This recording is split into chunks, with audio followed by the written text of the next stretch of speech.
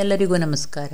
ಇದು ಉತ್ತರ ಕನ್ನಡ ಜಿಲ್ಲೆಯ ಹೊನ್ನಾವರ ತಾಲೂಕಿನಲ್ಲಿ ಹರಿಯುವ ಶರಾವತಿ ನದಿಯ ಎಡದಂಡೆಯಲ್ಲಿ ಇರುವ ಅನೇಕ ಸುಂದರ ಊರುಗಳ ನಡುವೆ ಇರುವ ಒಂದು ಪುಟ್ಟ ಹಳ್ಳಿ ಬೀರನಗೋಡು. ಇಲ್ಲಿ ಸುಂದರವಾದ ಪ್ರಕೃತಿ ಇದೆ. ಅಡಿಕೆ, ತೆಂಗು, ಬಾಳೆಗಳ ತೋಟಗಳಿವೆ. ಹಾಗೆಯೇ ಭತ್ತ ಬೆಳೆಯುವ ಗದ್ದೆಗಳಿವೆ. ಇವೆಲ್ಲದರುಗಳ ನಡುವೆ ಒಂದು ಸುಂದರವಾದ ಹಳ್ಳಿ ಮನೆ. ಇಲ್ಲಿ ಪುಸ್ತಕದ ಬಿಡುಗಡೆಯ ಚಂದದ ಕಾರ್ಯಕ್ರಮ ನಿನ್ನೆ ನಡೆಯಿತು. ನೀವು ಕೂಡ ಈ ಕಾರ್ಯಕ್ರಮವನ್ನು ನೋಡಿ ನಿಮಗೂ ಇದರಲ್ಲಿ ಪಾಲ್ಗೊಂಡ ಸುಬ್ರಹ್ಮಣ್ಯ ಹೆಗಡೆ ಅಬ್ಳಿಯವರು ಅಬ್ಳಿ ಮನೆಯಿಂದ ಮಾಗೋಡಿಗೆ ಬಂದು ಒಬ್ಬ ಕೃಷಿಕರಾಗಿ, ಒಬ್ಬ ಹವ್ಯಾಸಿ ಯಕ್ಷಗಾನ ಅರ್ಥಧಾರಿಯಾಗಿ ಅವರು ತಮ್ಮನ್ನು ತಾವು ಗುರುತಿಸಿಕೊಂಡವರು. ಅವರೊಳಗಿನ ಬರಹಗಾರ ಈ ಇಳಿ ವಯಸ್ಸಿನಲ್ಲಿ ಪ್ರಕಟ ಆಗ್ತಾ ಇದ್ದಾನೆ. ಇದು ಅವರ 3ನೇ ಕೃತಿ. ಆದರೆ ನಿಜವಾಗಿ ಇದು ಚಿಮಣಿ ದೀಪದ ಬೆಳಕಿನಲ್ಲಿ ಅರಳಿದ ಕೃತಿ. ಇದು ಅವರ ಚೊಚ್ಚಲ ಕೃತಿ ಅಂದ್ರೆ ತಪ್ಪಾಗಲಿಕ್ಕಿಲ್ಲ. ಅಂತಹ ಕೃತಿಯನ್ನ ಇದನ್ನ ಬಿಡುಗಡೆಗೊಳಿಸುವಂತಹ ಸುಯೋಗ ನಮ್ಮೆಲ್ಲರಿಗೆ ಸಿಕ್ಕಿದೆ. ನಿಜವಾಗಿಯೂ ಇದು ಒಂದು ಧನ್ಯತೆಯ ಕ್ಷಣ ಅಂತೇಳಿ ಭಾವಿಸ್ತಾ, prayer should be the key of the day and lock of the night. ಪ್ರಾರ್ಥನೆ ಮುಂಜಾನೆ ಬಾಗಿಲು ತೆರೆದಂತೆ, ಸಂಜೆ ಬಾಗಿಲು ಹಾಕಿದಂತೆ ಎನ್ನುವಂತ ಮಾತಿದೆ.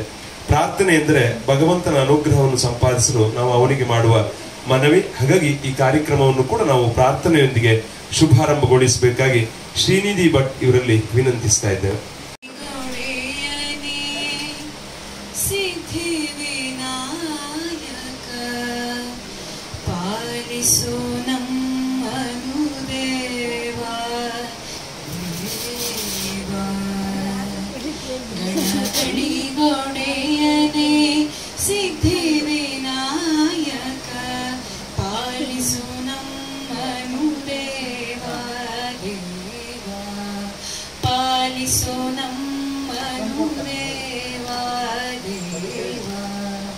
ಲಂಬೋದರನೆ ಶಂಭು ಕುವರನೆ ವಸುರಾಂತಕನೆ ವಿಘ್ನ ವಿದೂರನೆ ಭವಸಾಗರನೆ ಭವಭಯಹರನೆ ವಿಘ್ನೇಶ್ವರನೆ ಗಣಗಳಿಗೊಡೆಯನೆ ಸಿದ್ಧಿ ವಿನಾಯಕ ಪಾಲಿಸೋ ನಮ್ಮನು ದೇವಾ ದೇವಾ. ಮೊದಲು ನನ್ನ ಆರಾಧ್ಯ ದೈವ ಇಡಿಗುಂಜಿ ಮಹಾಗಣಪತಿಯನ್ನು ಸ್ಮರಿಸಿ ಹಾಗೂ ನನ್ನ ತಂದೆ ತಾಯಿಗಳನ್ನು ಸ್ಮರಿಸಿ ನಾವು ಪ್ರಾಸ್ತಾವಿಕವಾಗಿ ಒಂದೆರಡು ಮಾತುಗಳನ್ನು ಆಡಲು ಬಯಸುತ್ತೇನೆ. ನಾನು ಮಾತುಗಾರನಲ್ಲ, ಅಕ್ಷರಗಳಲ್ಲಿ ಮಾತಾಡಬಲ್ಲೆ ಅಷ್ಟೇ. ಹಾಗಾಗಿ ಏನಾದರೂ ನ್ಯೂನತೆಗಳಿದ್ದರೆ ಕ್ಷಮೆ ಇರಲಿ. ನಾನು ಈ ಅಮ್ಮನೂರು ಕಾದಂಬರಿಯನ್ನು ಬರೆದದ್ದು 84ರ ಒಳಗೆ, 80ನ ದಶಕದ ಆಸುಪಾಸು. ಇದು ಈ ಬಿಡುಗಡೆ ಕಾರ್ಯಕ್ರಮ ನನ್ನ 40 ವರ್ಷಗಳ ಕನಸು ಇಂದು ಸಾಕಾರಗೊಳ್ತಾ ಇದೆ.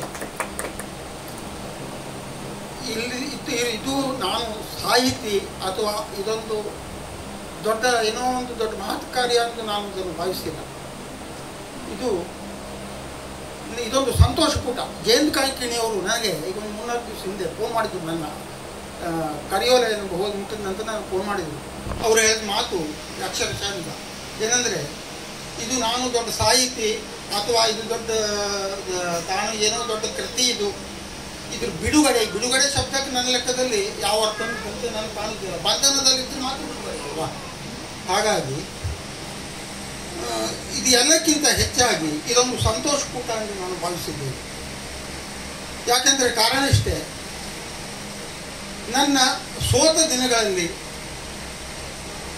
ನನಗೆ ಧೈರ್ಯ ಹೇಳಿ, ನನ್ನನ್ನು ಹುರಿದುಂಬಿಸಿ, ಬರೆಯಲು ಪ್ರೇರೇಪಿಸಿ, ಮುಂದಿನ ಹೆಜ್ಜೆ, ನಾನು ಬರಹದಲ್ಲಿ ಮುಂದಿನ ಹೆಜ್ಜೆ ಇಡಲು ಕಾರಣರಾದ ಈ ಎಲ್ಲ ಮಹನೀಯರು ಮತ್ತು ಬದುಕಿನಲ್ಲಿ ಧೈರ್ಯವನ್ನು ಹೇಳಿದ ಎಲ್ಲ ಮಹನೀಯರನ್ನು ನಮ್ಮ ಮನೆಗೆ ಕರೆದು ಯಥಾ ಸತ್ಕರಿಸಲು ಇದೊಂದು ಮಾರ್ಗ ಎಂದು ನಾನು ಭಾವಿಸಿದ್ದೇನೆ. ಈ ಕಾರ್ಯಕ್ರಮ ಒಂದು ಮಾರ್ಗ ಎಂದು ನಾನು ಭಾವಿಸಿದ್ದೇನೆ. ಅಲ್ಲದೆ ಈ ಅಮ್ಮನವರು ಕತೆ ಮೊದಲೇ ಬರೆದದ್ದಾಗಿತ್ತು. ನಂತರ ಗುಂಡ ಬಂತು, ನಂತರ ಕವನ ಸಂಕಲನ ಬಂತು. ಇದು ಮೂರು ಕೂಡ ರದ್ದಿಗೆ ಹೋಗುವುದಾಗಿತ್ತು. ಏನೋ ಅಕಸ್ಮಾತ್ತಾಗಿ ಬೆಳಕಿಗೆ ಬರುವಂತಾಯಿತು. 84ರ ನಂತರ ನಾನು ಕೃಷಿಯಲ್ಲಿ ತೊಡಗಿಕೊಂಡು ಸುಮಾರು 40 ವರ್ಷ ಅದರಿಂದ ವಿಮುಖನಾಗಿ ಅಜ್ಞಾತವಾಸದಲ್ಲಿದ್ದಾಗೆ ಆಗಿದೆ. ಇದು ನನಗೆ ನಾನು ವಿಶೇಷವಾಗಿ ಕಲಿತವನಲ್ಲ, ಬರೀ SSLC ಅಷ್ಟೇ ನಾನು ಕಲಿತದ್ದು. ಆ ಸಮಯದಲ್ಲಿ ನನ್ನ ಗುರುಗಳಾದ ಪ್ರಭಾಕರ ಹೆಗಡೆ ಹೈಗುಂದ ಅವರನ್ನು ಸ್ಮರಿಸಿಕೊಳ್ಳಲೇಬೇಕು. ಯಾಕೆಂದರೆ ನನ್ನೆಲ್ಲ ಬರಹಗಳಿಗೆ ಸ್ಫೂರ್ತಿಯಾದವರು ಪ್ರಭಾಕರ ಹೆಗಡೆ ಹೈಗುಂದ ಹಾಗೂ ಶ್ರೀಪಾದ ಹೆಗಡೆ ಕಣ್ಣಿ. ಮೊನ್ನೆ ಫೋನ್ ಮಾಡಿದರು, 82ನೇ ವಯಸ್ಸು ಅವರಿಗೆ, ಕಾರ್ಯಕ್ರಮಕ್ಕೆ ಬರಲಿಕ್ಕಾಗೋದಿಲ್ಲ ಅಂದ್ರೆ ಭಾಳ ಸಂಕಟಪಟ್ಟರು. ನನಗೆ ಭಾಳ ನೋವಾಯಿತು ಪ್ರಭಾಕರ ಹೆಗಡೆ ಹೈಗುಂದ. ಹಾಗಾಗಿ ಅದಕ್ಕೆಲ್ಲ ಅವರೇ ಕಾರಣ.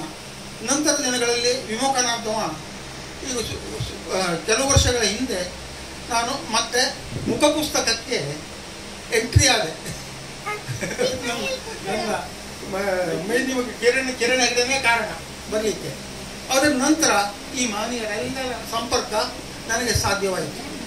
ಅದು ಒಂದು ದೃಷ್ಟಿಯಿಂದ ಭಾಳ ಒಳ್ಳೆಯದೂ ಹೌದು ಈ ಸಾಮಾಜಿಕ ಜಾಲತಾಣ, ಕೆಲವು ದೃಷ್ಟಿಯಿಂದ ಭಾಳ ಕೆಟ್ಟದ್ದೂ ಹೌದು. ಅದಕ್ಕೆ ಇದೇ ಸಾಕ್ಷಿ. ಅದೇ ನಾನು ಬರೆದೊಂದು ಚುಟುಕು ಈಗ ನೆನಪಾಗ್ತಿದೆ.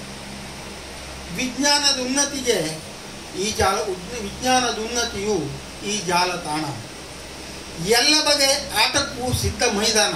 ಇದು ಎಲ್ಲ ಬಗೆ ಆಟಕ್ಕೂ ಸಿದ್ಧ ಮೈದಾನ.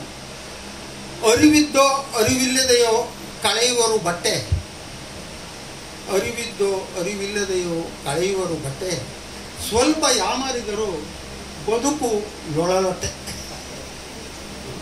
ಹಾಗಾಗಿ ಇದು ಯಾಮಾರದಿದ್ದಾಗ ನಾವು ನೋಡ್ಕೊಳ್ಬೇಕು ಅಷ್ಟೇ. ಬಿಟ್ಟರೆ ಇವರೆಲ್ಲರ ಸಾಮೀಪ್ಯ ಸಂಪರ್ಕ ನನಗೆ ಸಿಕ್ಕಿದ್ದು ನನ್ನ ಭಾಗ್ಯವೆಂದೇ ನಾನು ಪರಿಗಣಿಸ್ತೇನೆ.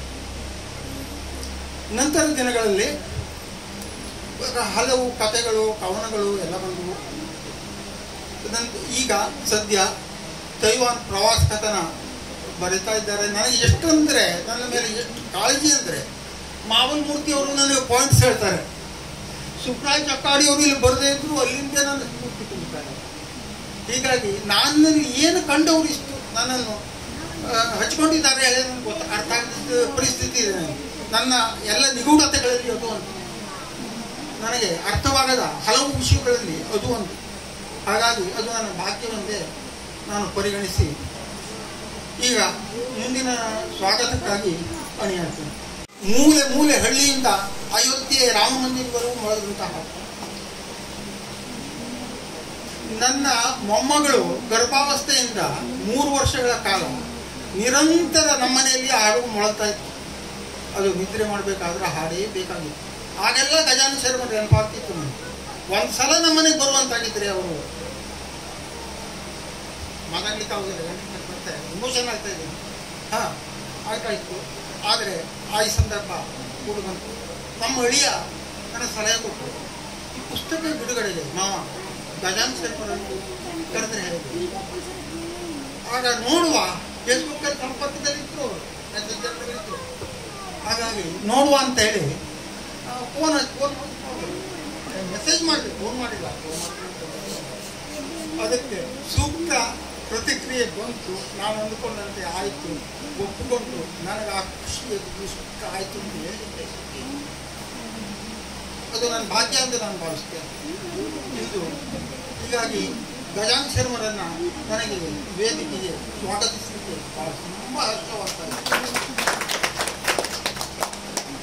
ಇನ್ನು ಎರಡನೇದಾಗಿ LS ಶಾಸ್ತ್ರಿ ನಾಜಿಗಾರ್ ಅವರು ಎಷ್ಟು ನನ್ನ ಮೇಲೆ ಅಕ್ಕರೆ ಪ್ರೀತಿ ಅಂದರೆ, ನನ್ನ ಮೊದಲನೇ ಪುಸ್ತಕದಿಂದ ಇಲ್ಲಿಯವರೆಗೆ ನಾನು ಲೇಖಕ, ಹೆಸರೇ ನಾಮಕಾವಸ್ಥೆ ಲೇಖಕ ಅಷ್ಟು ಬಿಟ್ಟರೆ ಎಲ್ಲ ನನ್ನ ಸಹಕಾರ, ಅದು ರೂಪು ತಿದ್ದುವುದರಿಂದ ಹಿಡಿದು ಈ 80 ಇನ್ನು ಉದಯ್ ಕುಮಾರ್ ಹಬ್ಬು ಸಹೋದರ ಎಲ್ಲರೂ ನನಗೆ ಆತ್ಮೀಯರೇ. ಯಾಕಂದ್ರೆ ನಾನು ಬೆನ್ನು ಕಟ್ಟುವವರವರೇ.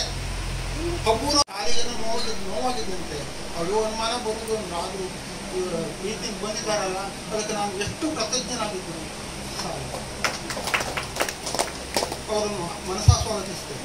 ಇನ್ನು ಮಾವಮೂರ್ತಿ ಕೊಳ್ಳೆಗೆರೆಯವರು, ನಾನು ಯಾಕೆ ಮುಂದೆ ಇಟ್ಟುಕೊಂಡು ಈ ಪುಸ್ತಕದ ಮುನ್ನುಡಿಯನ್ನು ಅಲ್ಲ, ಅದಷ್ಟೇ ಅಲ್ಲ, ಅವರು ನಾನು ತೈವಾನ್ ದೇಶಕ್ಕೆ ಹೋಗಿ ಸುಬ್ರಾಯ ಚೌಕಾಡಿ ಏನು ಹೇಳ್ತಾರೆ ಕೇಳಿದ್ರೆ ಹೇಳಿದರೆ ಇವರು ಶಾಸ್ತ್ರಗಳು ನನಗೆ ಈ ಅಮ್ಮನವರು ಕಾದಂಬರಿಗೆ ಅದು ವಿದ್ವತ್ಪೂರ್ಣವಾದ ಮುಂದೆ ಬರ್ಕೊಟ್ರು. ನನಗೆ ಭಾಳ ಖುಷಿ ಆಗ್ತಾಯಿದೆ. ಅವರನ್ನು ಆಗದಿಂದ ನಾನು ಸ್ವಾಗತಿಸ್ತೇನೆ. ಇನ್ನು ಮಹೇಶ್ ನಾಯ್ಕ ಅವರು ಹೊಸಬರಿಗೆ ಪ್ರಕಾಶಕರು ಸಿಕ್ಕುವುದೇ ಕಷ್ಟ. ಅವರು ಧೈರ್ಯ ಮಾಡಿ ನಾನು ಬೃಂದ ಕಾದಂಬರಿ ಹಾಗೂ ಕಾವಲು ನಕ್ಕಲ್ಲಿ ಕಲ್ಲುಚ್ಚು ಪ್ರಕಾಶನದಿಂದ ಪ್ರಕಟ ಮಾಡಿ ನನಗೆ ಮಹೋಪಕಾರ ಮಾಡಿದ್ದಾರೆ. ಅವರನ್ನು ಆತ್ಮೀಯವಾಗಿ ಕರೆದಾಗ ಬರ್ತೇನೆ ಎಂದು ಒಪ್ಪಿಕೊಂಡ್ರು. ಅವರಿಗೆ ಹೃತ್ಪೂರ್ವಕ ಧನ್ಯವಾದಗಳು ಹಾಗೂ ಸುಸ್ವಾಗತ. ಇನ್ನು ಕೃಷ್ಣಮೂರ್ತಿ ಹಬ್ಬಾರರು ಏನು ಹೇಳಿದ್ರು, ಯಾಕೆ ಕೇಳಿದ್ರೆ ಅವ್ರು ಫೋನೇ ಮಾಡಿಬಿಟ್ಟಿಲ್ಲ ನನಗೆ, ಸೀದಾ ಮೆಸೇಜ್ ಕಡಿಮೆ. ಅವ್ರು ಡೈರೆಕ್ಟ್ ನನ್ನ ಕವಿತೆ ಇಡಿಸ್ತಾರೆ, ನೀವು ಮಲಗಬೇಡಿ, ಒಂದು ಸಾರಿ ಸಾಮರ್ಥ್ಯವೇ ಸಾಕ್ಷಿ, ಜ್ಞಾನದ ಹಣತೆಯನ್ನು ಹೊನ್ನಾವರದಲ್ಲಿ ಯಾವಾಗಲೇ ಹಚ್ಚಿದ್ದು ನಾನು ಮುಂದೆ ಹೋಗಿ ಅದನ್ನು ಬೆಳಗ್ತಾ ಇದ್ದಾರೆ. ಹಾಗಾಗಿ ಕೃಷ್ಣಮೂರ್ತಿ ಹಬ್ಬಾರನ್ನು ನಮ್ಮ ಈ ಕಾರ್ಯಕ್ರಮಕ್ಕೆ ನಾನು ಮನಸ್ಸಾರ ಸ್ವಾಗತಿಸ್ತೇನೆ. ಇನ್ನು ನಾರಾಯಣಿಯಾಗಿ ಸಾಲೇಬರು ಅವರು ಎಷ್ಟಂದರೆ ಅವರು ಯಾವಾಗ ಹೇಳಿದ್ರು ರೆಡಿ ಇದ್ದರು. ಅವರು ಹೇಳ್ತಾ ಇದ್ರು, ನಿಮ್ಮ ಮನೆಗೆ ನಾನು ಬರಬೇಕು, ನೀವು ಇನ್ವಿಟೇಷನಲ್ಲಿ ಹಾಕದಿದ್ರು ನಾನು ಬಂದೇ ಬರ್ತೇನೆ, ಮಾತಾಡೇ ಆಡ್ತೇನೆ. ಅವರು ಮಾತಿಗೆ ನಾನು ಯಾವಾಗಲೇ ಗೊತ್ತಾಗಿದ್ದೇನೆ. ಯಾಕಂದರೆ ಅದು ಯಾವ ವಿಷಯ ಕೊಟ್ಟರು ಅಂತ ಇದರೊಳಗೆ ಮಾತಾಡೋ ಯೋಗ್ಯತೆ ಉಂಟು ಅವರಿಗೆ. ಮತ್ತು ಪ್ರಸಿದ್ಧ ಅಂಕಣಕಾರ, ಆರ್ಥಿಕ ತಜ್ಞರು ಒಂದೆರಡಿದಲ್ಲ, ಅವರನ್ನು ಅಳೆಯುವಷ್ಟು ನಾನು ದೊಡ್ಡವನಲ್ಲ. ಹಾಗಾಗಿ ಅವರನ್ನು ಈ ನಮ್ಮ ಕಾರ್ಯಕ್ರಮಕ್ಕೆ ನಾನು ಇನ್ನು ಮುಂದಿನ ಕಾರ್ಯಕ್ರಮ ಅನುವು ಮಾಡಿಕೊಳ್ಳಲು ನಾನು ಇನ್ನೊಂದು ಆತ್ಮೀಯವಾಗಿ ಸ್ವಾಗತಿಸ್ತೇನೆ. ಇಲ್ಲಿ ಸಭಿಕರನ್ನು, ಈ ಕಾರ್ಯಕ್ರಮಕ್ಕೆ ಬಂದವರನ್ನು ಎಲ್ಲರನ್ನು. ನಮ್ಮ ಶಿವರಾಮ ಹೆಗಡೆ ನಾನಿಂದ ಏನಾಗಬೇಕು ಕೇಳಿ ಮೊನ್ನೆನೇ ಬಂದಿದ್ರು ಅವರು, ಎಷ್ಟು ಪ್ರೋತ್ಸಾಹ ಅಂತ. ಹೌದು, ಇಲ್ಲಿ ಹಾಗೆ ಉಂಟು, ಇವರು ಡಿಜೆ ಹೆಗಡೆ ಉಂಟು. ಪ್ರೀತಿ ಬೆರೆತ ಗಂಜಿ ಕೂಡ ಸುಧೆಗೆ ಸಮೂ ಸತ್ಯವು, ಏನೇ ಯಾವುದಿರಲಿ ಬಾಳ್ಗೆ ಪ್ರೇಮ ಒಂದೇ ಸತ್ಯವು. ಈ ಕಾರ್ಯಕ್ರಮ ತಮ್ಮದೆಂಬ ಪ್ರೀತಿ ವಿಶ್ವಾಸ ಇಟ್ಟು ಆಗಮಿಸಿದಂತ ಎಲ್ಲರನ್ನ ಅಬ್ಳಿ ಹೆಗಡೆಯವರ ಈ ಮನೆಯಂಗಳದ ಈ ಕಾರ್ಯಕ್ರಮಕ್ಕೆ ಮತ್ತೊಮ್ಮೆ ಮಗದೊಮ್ಮೆ ಪ್ರೀತಿಪೂರ್ವಕವಾಗಿ ಸ್ವಾಗತಿಸಿದ ಶ್ರೀ ಸುಬ್ರಹ್ಮಣ್ಯ ಹೆಗಡೆ ಅಬ್ಳಿ ಇವರ ಮನೆಯಂಗಳದಲ್ಲಿ ಅವರೇ ಬರೆದ ಪುಸ್ತಕ ಅಮ್ಮನೋರು ಎನ್ನುವ ಪುಸ್ತಕದ ಬಿಡುಗಡೆ ಕಾರ್ಯಕ್ರಮ ತುಂಬ ಸುಂದರವಾಗಿ ಮೂಡಿಬಂತು. ಖ್ಯಾತ ಹಿರಿಯ ಸಾಹಿತಿ ಡಾಕ್ಟರ್ ಗಜಾನನ ಶರ್ಮಾ ಇವರಿಂದ ಪುಸ್ತಕ ಬಿಡುಗಡೆಗೊಂಡಿತ್ತು.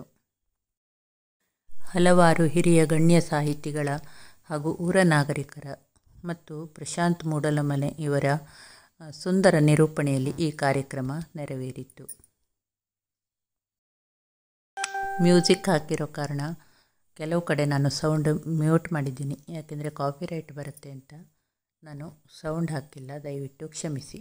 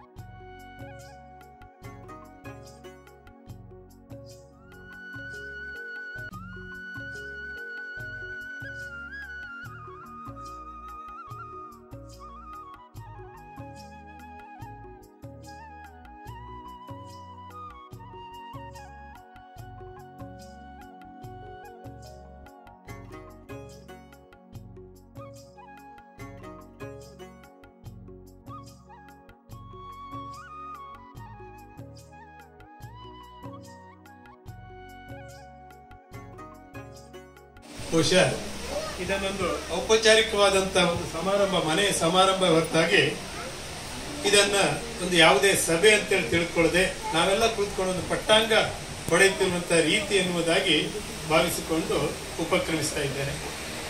ಅಮ್ಮನವರು ಈ ಪುಸ್ತಕದ ಇನ್ನೇನು ಸದ್ಯ ಬಿಡುಗಡೆ ಮಾಡಲಿಕ್ಕಿರುವಂತಹ ಸದ್ಯದಲ್ಲಿ ಪ್ರಸಕ್ತದಲ್ಲಿ ರಾಮಾಯಣದ ಕುರಿತಾಗಿ ವಾಲ್ಮೀಕಿಯ ನಂತರ ಅಷ್ಟೊಂದು ಮಧುರವಾಗಿ ಏನಾದರೂ ಕೋಗಿಲೆ ರೂಪದಲ್ಲಿ ಹಾಡುವಂಥ ಸಾಮರ್ಥ್ಯವನ್ನು ರಚಿಸುವಂಥ ಒಂದು ಲಿಪಿಕಾರರು ಇದ್ದರೆ ಅದು ಡಾಕ್ಟರ್ ಗಜಾನನ ಶರ್ಮರು. ಅವರ ನೀವಲ್ಲ, ನಮಗೆ ಗೊತ್ತಿದೆ ಅವರು. ಹಾಗಾಗಿ ಡಾಕ್ಟರ್ ಗಜಾನನ ಶರ್ಮರೇ, ಹಾಗೆ ಈ ಪುಸ್ತಕದ ಕೃತಿಗೆ ಕಾರಣೀಕರ್ತರಾಗಿರುವಂಥ ಹುಬ್ಳಿ ಹೆಗ್ಡೆಯವರೇ ಮುಖ್ಯ, ನೀವು ಕೂಡ ಮುಖ್ಯವೇ ಆಗಿರ್ತೀರಿ. ಲಕ್ಷ್ಮೀನಾರಾಯಣ ಶಾಸ್ತ್ರಿಗಳಂತೂ ಬಿಡಿ, ಅವರು ಪತ್ರಿಕಾ ರಂಗದಲ್ಲಿ ಪುಸ್ತಕದ ವಿಚಾರದಲ್ಲಿ ಈಗಾಗಲೇ ಹುಬ್ಳಿ ಹೆಗ್ಡೆಯವರು ಹೇಳಿದ್ದಾರೆ. ಆಮೇಲೆ ಮಾಗಲಮೂರ್ತಿ ಕೊಡ್ಲೆಕೆರೆಯವರಂತೂ ಒಂದು ಕಾಲದಲ್ಲಿ ಉತ್ತರ ಕನ್ನಡ ಜಿಲ್ಲೆಯಲ್ಲಿ ಗೋಕರ್ಣದಿಂದ ಯಶವಂತ ಚಿತ್ತಾಲ, ಗಂಗಾಧರ ಚಿತ್ತಾಲ, ಜಯಂತ ಕಾಯ್ಕಿಣಿ ಇಂಥವರೆಲ್ಲ ನಂತರದಲ್ಲಿ ಆ ಮಟ್ಟವನ್ನು ತುಂಬಿದಂಥ ಮತ್ತೊಂದು ಸಾಹಿತಿಗಳಿದ್ದರೆ ಅದು ಮಾಗಲಮೂರ್ತಿಯವರು. ಹಾಗೆ ಉದಯ್ ಕುಮಾರ್ ಅಪ್ಪು ಅವರು ಬರೆದಿರುವಂಥ ಕೃತಿ ಹೇಳ್ತಾ ಇರುವಾಗ ಮತ್ತೊಂದು ಬರ್ತಾ ಇತ್ತು. ತುಂಬ ಚೆನ್ನಾಗಿ ಅವರ ಅವರ ಅವರ ಇಂಗ್ಲಿಷ್ ಕಾದಂಬರಿಯನ್ನು ವಿಮರ್ಶಿಸಿದ್ದೇನೆ ನಾನು, ಕನ್ನಡದ್ದನ್ನು ಇದರಲ್ಲಿ. ಅದು ಆ ನುಚ್ಚುನೂರಾದಂಥ ಇನ್ನು ದಾನಶುಕರ ಕನಸುಗಳು ಆ ವಿಚಾರದಲ್ಲಿ ವಿಮರ್ಶೆ ಮಾಡಿದ್ದೇನೆ ನಾನು.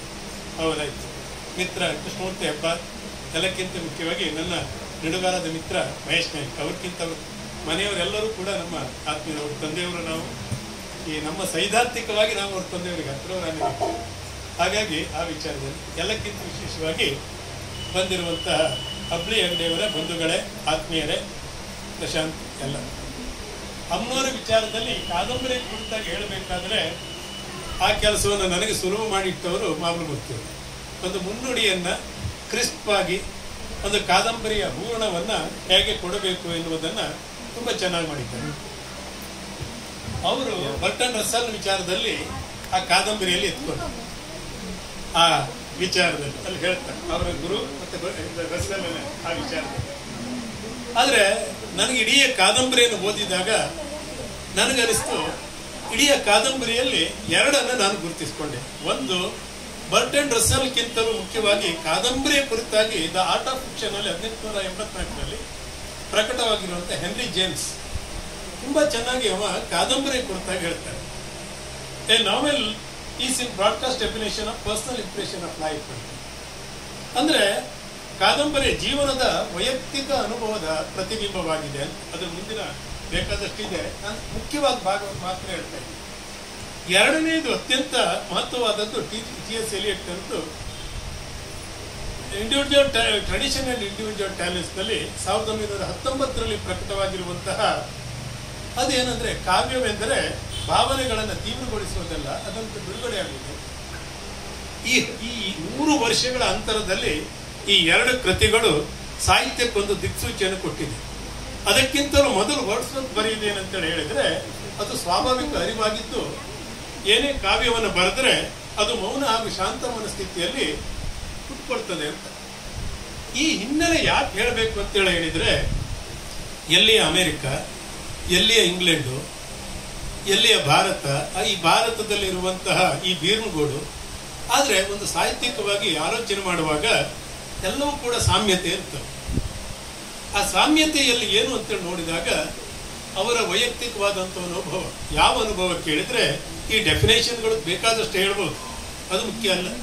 ಯಾವ ಅನುಭವ ಕೇಳಿದರೆ, ಈ ತಾನು ಬದುಕಿದಂಥ ಒಂದು ಪರಿಸರದಲ್ಲಿ, ಆ ದಟ್ಟ ಪ್ರಭಾವದಲ್ಲಿ ಇಲ್ಲಿ ಒಂದು ಕಾದಂಬರಿಯನ್ನು ರೂಪುಗೊಳ್ತಾವಲ್ಲ, ಅದು ತುಂಬಾ ಮಹತ್ವವಾದಂಥ ಒಂದು ಕೃತಿಯಾಗಿ ಅಮ್ಮನವರು ಬಂದಿದೆ ಎನ್ನುವುದರಲ್ಲಿ ಯಾವುದೇ ವಿಧವಾದಂಥ ಒಂದು ಸಂಶಯವೂ ಕೂಡ ಬೇಡ. ಯಾಕಂದ್ರೆ ಈ ಈಗ ಒಂದು ಪುನರುತ್ಥಾನವಾಗ್ತಾ ಇರ್ತದೆ, ಸ್ವಲ್ಪ ಪಾತ್ರಗಳು ವ್ಯತ್ಯಾಸ ಆಗುತ್ತೆ. ಆದ್ರೆ ಅಮ್ಮನವರ ಕಥೆಯಲ್ಲಿ ಹಾಗೆ ಬರೋದಿಲ್ಲ. 84ರಲ್ಲೇ ಇದೇನೋ ಪ್ರಕಟ ಆಗಿದ್ರೆ ಬಹುಶಃ ಆ ಕಾಲದಲ್ಲಿ ಒಂದು ಸಮಾಜ, ಒಂದು ಸಾಹಿತ್ಯಿಕವಾದಂಥ ಒಂದು ಚಳುವಳಿಯಲ್ಲಿ ಒದಗಿಸುವಂತ ಒಂದು ಸಾಮರ್ಥ್ಯ ಇತ್ತು. ಯಾಕೆಂದ್ರೆ ಈಗ ನಾವು ಅದನ್ನೆಲ್ಲ ಮೀರಿ ಬಂದ್ಬಿಟ್ಟಿದ್ದೇವೆ. ಈಗ ಶೀಲ ಅಂತೇಳಿ ಹೇಳುವಂಥದ್ದು ಮೊನ್ನೆಯ ದಿವಸದ ಬಂದಿರುವಂಥ ಒಂದು ಪತ್ರಿಕೆಗಳಲ್ಲಿ ಇತ್ತೀಚೆಗೆ ಬಂದಿರುವಂಥ ಒಂದು ಅನೇಕ ವಿಧವಾದಂಥ ಕವನಗಳನ್ನು ನೋಡಿದಾಗ, ಅದನ್ನೆಲ್ಲ ನೋಡಿದಂಥ ಸಂದರ್ಭದಲ್ಲಿ ಇಲ್ಲಿ ಬಂದಿರುವಂತಹ ಭಾವನೆಗಳು ಅಷ್ಟು ಮನಸ್ಸನ್ನು ಆ ಕಾಲದಲ್ಲಿ ತಟ್ಟಿರುವಂಥ ನನ್ನ ಜಮಾನದಂಥವರಿಗೆ ತಟ್ಟುವಂಥ ರೀತಿಯಲ್ಲಿ ತಟ್ಟಲಿಕ್ಕಿರ್ಲಿಕ್ಕಿಲ್ಲ. ಆದರೆ ಅದರ ವಸ್ತುವಿನಲ್ಲಿ ಒಳಗಡೆ ಹೊಕ್ಕಿ ನೋಡಿದಾಗ ಆ ಅಮ್ಮನವರ ಒಂದು ವಿಭಿನ್ನವಾದಂಥ ಒಂದು ಪ್ರಪಂಚ ಬರ್ತದಲ್ಲ, ಅದು ಇವತ್ತಿಗೂ ಜೀವಂತವಾಗಿದೆ.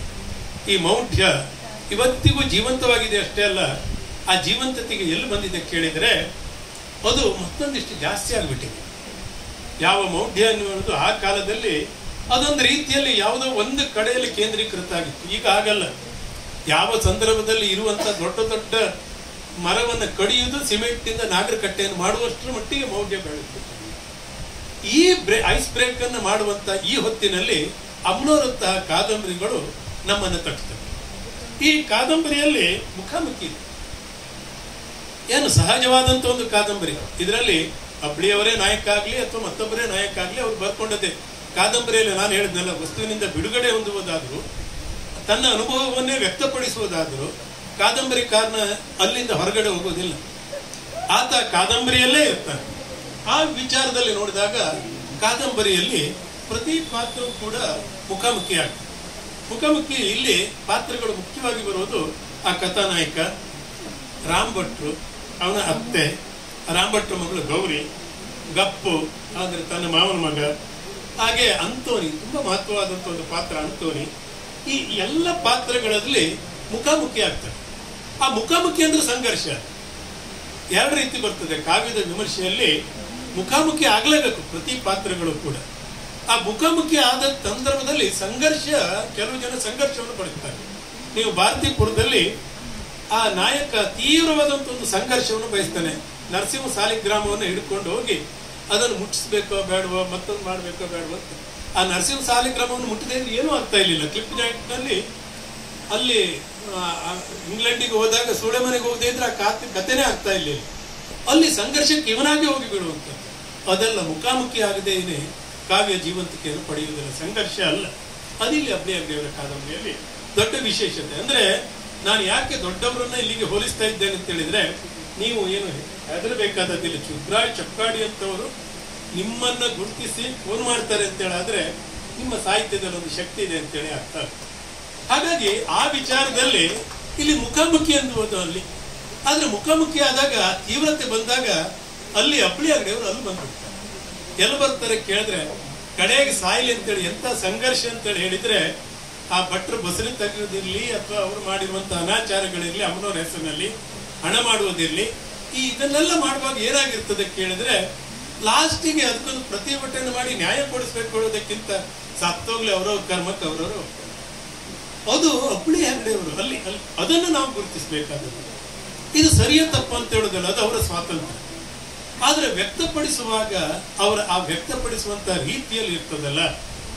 ಯಾರೋ ಹೇಳಿದ್ರು, ದೇವ ಭಾಷೆಯಲ್ಲಿ ಬರೆದ್ರೆ ಅದು ಸೌಂದರ್ಯ ಒಳ್ಳೆಯದು. ಹೀಗೆ ನಾವು ಆಡು ಮಾತಿನಲ್ಲಿ ಗುರುಗಳು ಬರ್ತಾರೆ ಚೆಂಬು ತಗೊಂಡು ಬಾ ಅಂತೇಳಿ ಯಾರು ಹೇಳೋದಿಲ್ಲ. ಪ್ರತಿಯೊಂದಕ್ಕೊಂದು ಆವರಣದ ರೂಪದಲ್ಲಿ ಕಲಶ ಅಂತೇಳಿ ಹೇಳ್ಬೇಕು, ಎರಡು ಒಂದೇ. ಇವ್ರು ಹೇಳುವಾಗ ಆ ಪಾಲಿಶ್ಡ್ ಮಾಡಿ ಹೇಳ್ತಾರಲ್ಲ, ಆದ್ರೆ ಓದುಗನಿಗೆ ಅದು ಅರ್ಥ ಆಗ್ತದೆ ಮನಸ್ಸಿನಲ್ಲಿ. ಆ ದೃಷ್ಟಿಯಿಂದ ಅದು ವರ್ತಮಾನದಲ್ಲಿದೆ ಕಾವ್ಯ. ಇವರ ಕತೆ ವರ್ತಮಾನದಲ್ಲಿ ಇರುವಂತದ್ದು. ಸಹಜವಾಗಿ ಈ ಭಾಗದಿಂದ ಹುಟ್ಟಿದಂತ ಒಂದು ಮೂಲದಲ್ಲಿರುವಂತವನು ಸಿರ್ಸಿಯ ಯಾವುದೋ ಆ ಘಟ್ಟದ ತುಡಿದಲ್ಲಿ ಹಾಡುವಳ್ಳಿಯಲ್ಲಿ ಹೋಗಿ ಅಲ್ಲಿ ಒಡೆದುಕೊಂಡು ಮತ್ತೆ ಇಲ್ಲಿ ಹುಡುಕಿಕೊಂಡು ಬರ್ತಾನಲ್ಲ, ಆ ಬರುವಂತ ಕ್ರಿಯೆಯಲ್ಲಿ ಆ ಕಾಲದಲ್ಲಿ ಅನುಭವಿಸುವಂತ ರೀತಿ ಅದನ್ನು ನೋಡ್ಕೊಂಡು ಬರೆದಿರುವಂತೆ. ಮೊದಲ ಕಾದಂಬರಿ ಅಂತ ಹೇಳಿದ್ರೆ ಈ ಟೆಕ್ನಿಕ್ಗಳಿದೆಯಲ್ಲ, ಇದು ಜೀವಂತಿಕೆ ಲಕ್ಷಣ ಅಂದ್ರೆ ಅದು ಇವತ್ತಿಗೂ ಕೂಡ ಅಷ್ಟೇ. ಇಲ್ಲಿ ಬರುವಂತವ ಹೊರಗಡೆ ಹೋಗಿ ಒಂದು ಪನೋರಮಿಕ್ ವ್ಯೂದಲ್ಲಿ ನೋಡ್ಕೊಂಡು ಮತ್ತೆ ತಾನೇ ಇಲ್ಲಿ ಬಂದುಕೊಂಡು ಸಿಕ್ಕಿ ಅಂದ್ರೆ ಒಂದು ಬಿಟ್ವೀನ್ ದ ಲೈನ್ ಓದ್ಬೇಕು. ಒಂದು ಕಾದಂಬರಿಯನ್ನ ನೇರವಾಗಿ ಓದುವುದು ಬೇರೆ, ಬಿಟ್ವೀನ್ ದ ಲೈನ್ ನಲ್ಲಿ ಓದೋದು ಬೇರೆ. ಅವ್ರೇನ್ ಮಾಡ್ತಾರೆ ಕೇಳಿದ್ರೆ, ಕಲಾತ್ಮಕ ಶೈಲಿಯಲ್ಲಿ ಒಂದು ಬರೀತಾರೆ, ಹವಿಗನ್ನಡ ಈ ಹೊನ್ನಾವರದ ಇಲ್ಲಿನ ಒಡನಾಡುವಂತ ನಾಯಕರ ನಾಮಧಾರಿಕ ಸಮಾಜದ ಕನ್ನಡವನ್ನ ಪರಿಣಾಮಕಾರಿಯಾಗಿ ಉಪಯೋಗಿಸಿಕೊಂಡಿದ್ದಾರೆ. ಆಡು ಭಾಷೆ ಅದೇ ನಮ್ಮಲ್ಲಿ.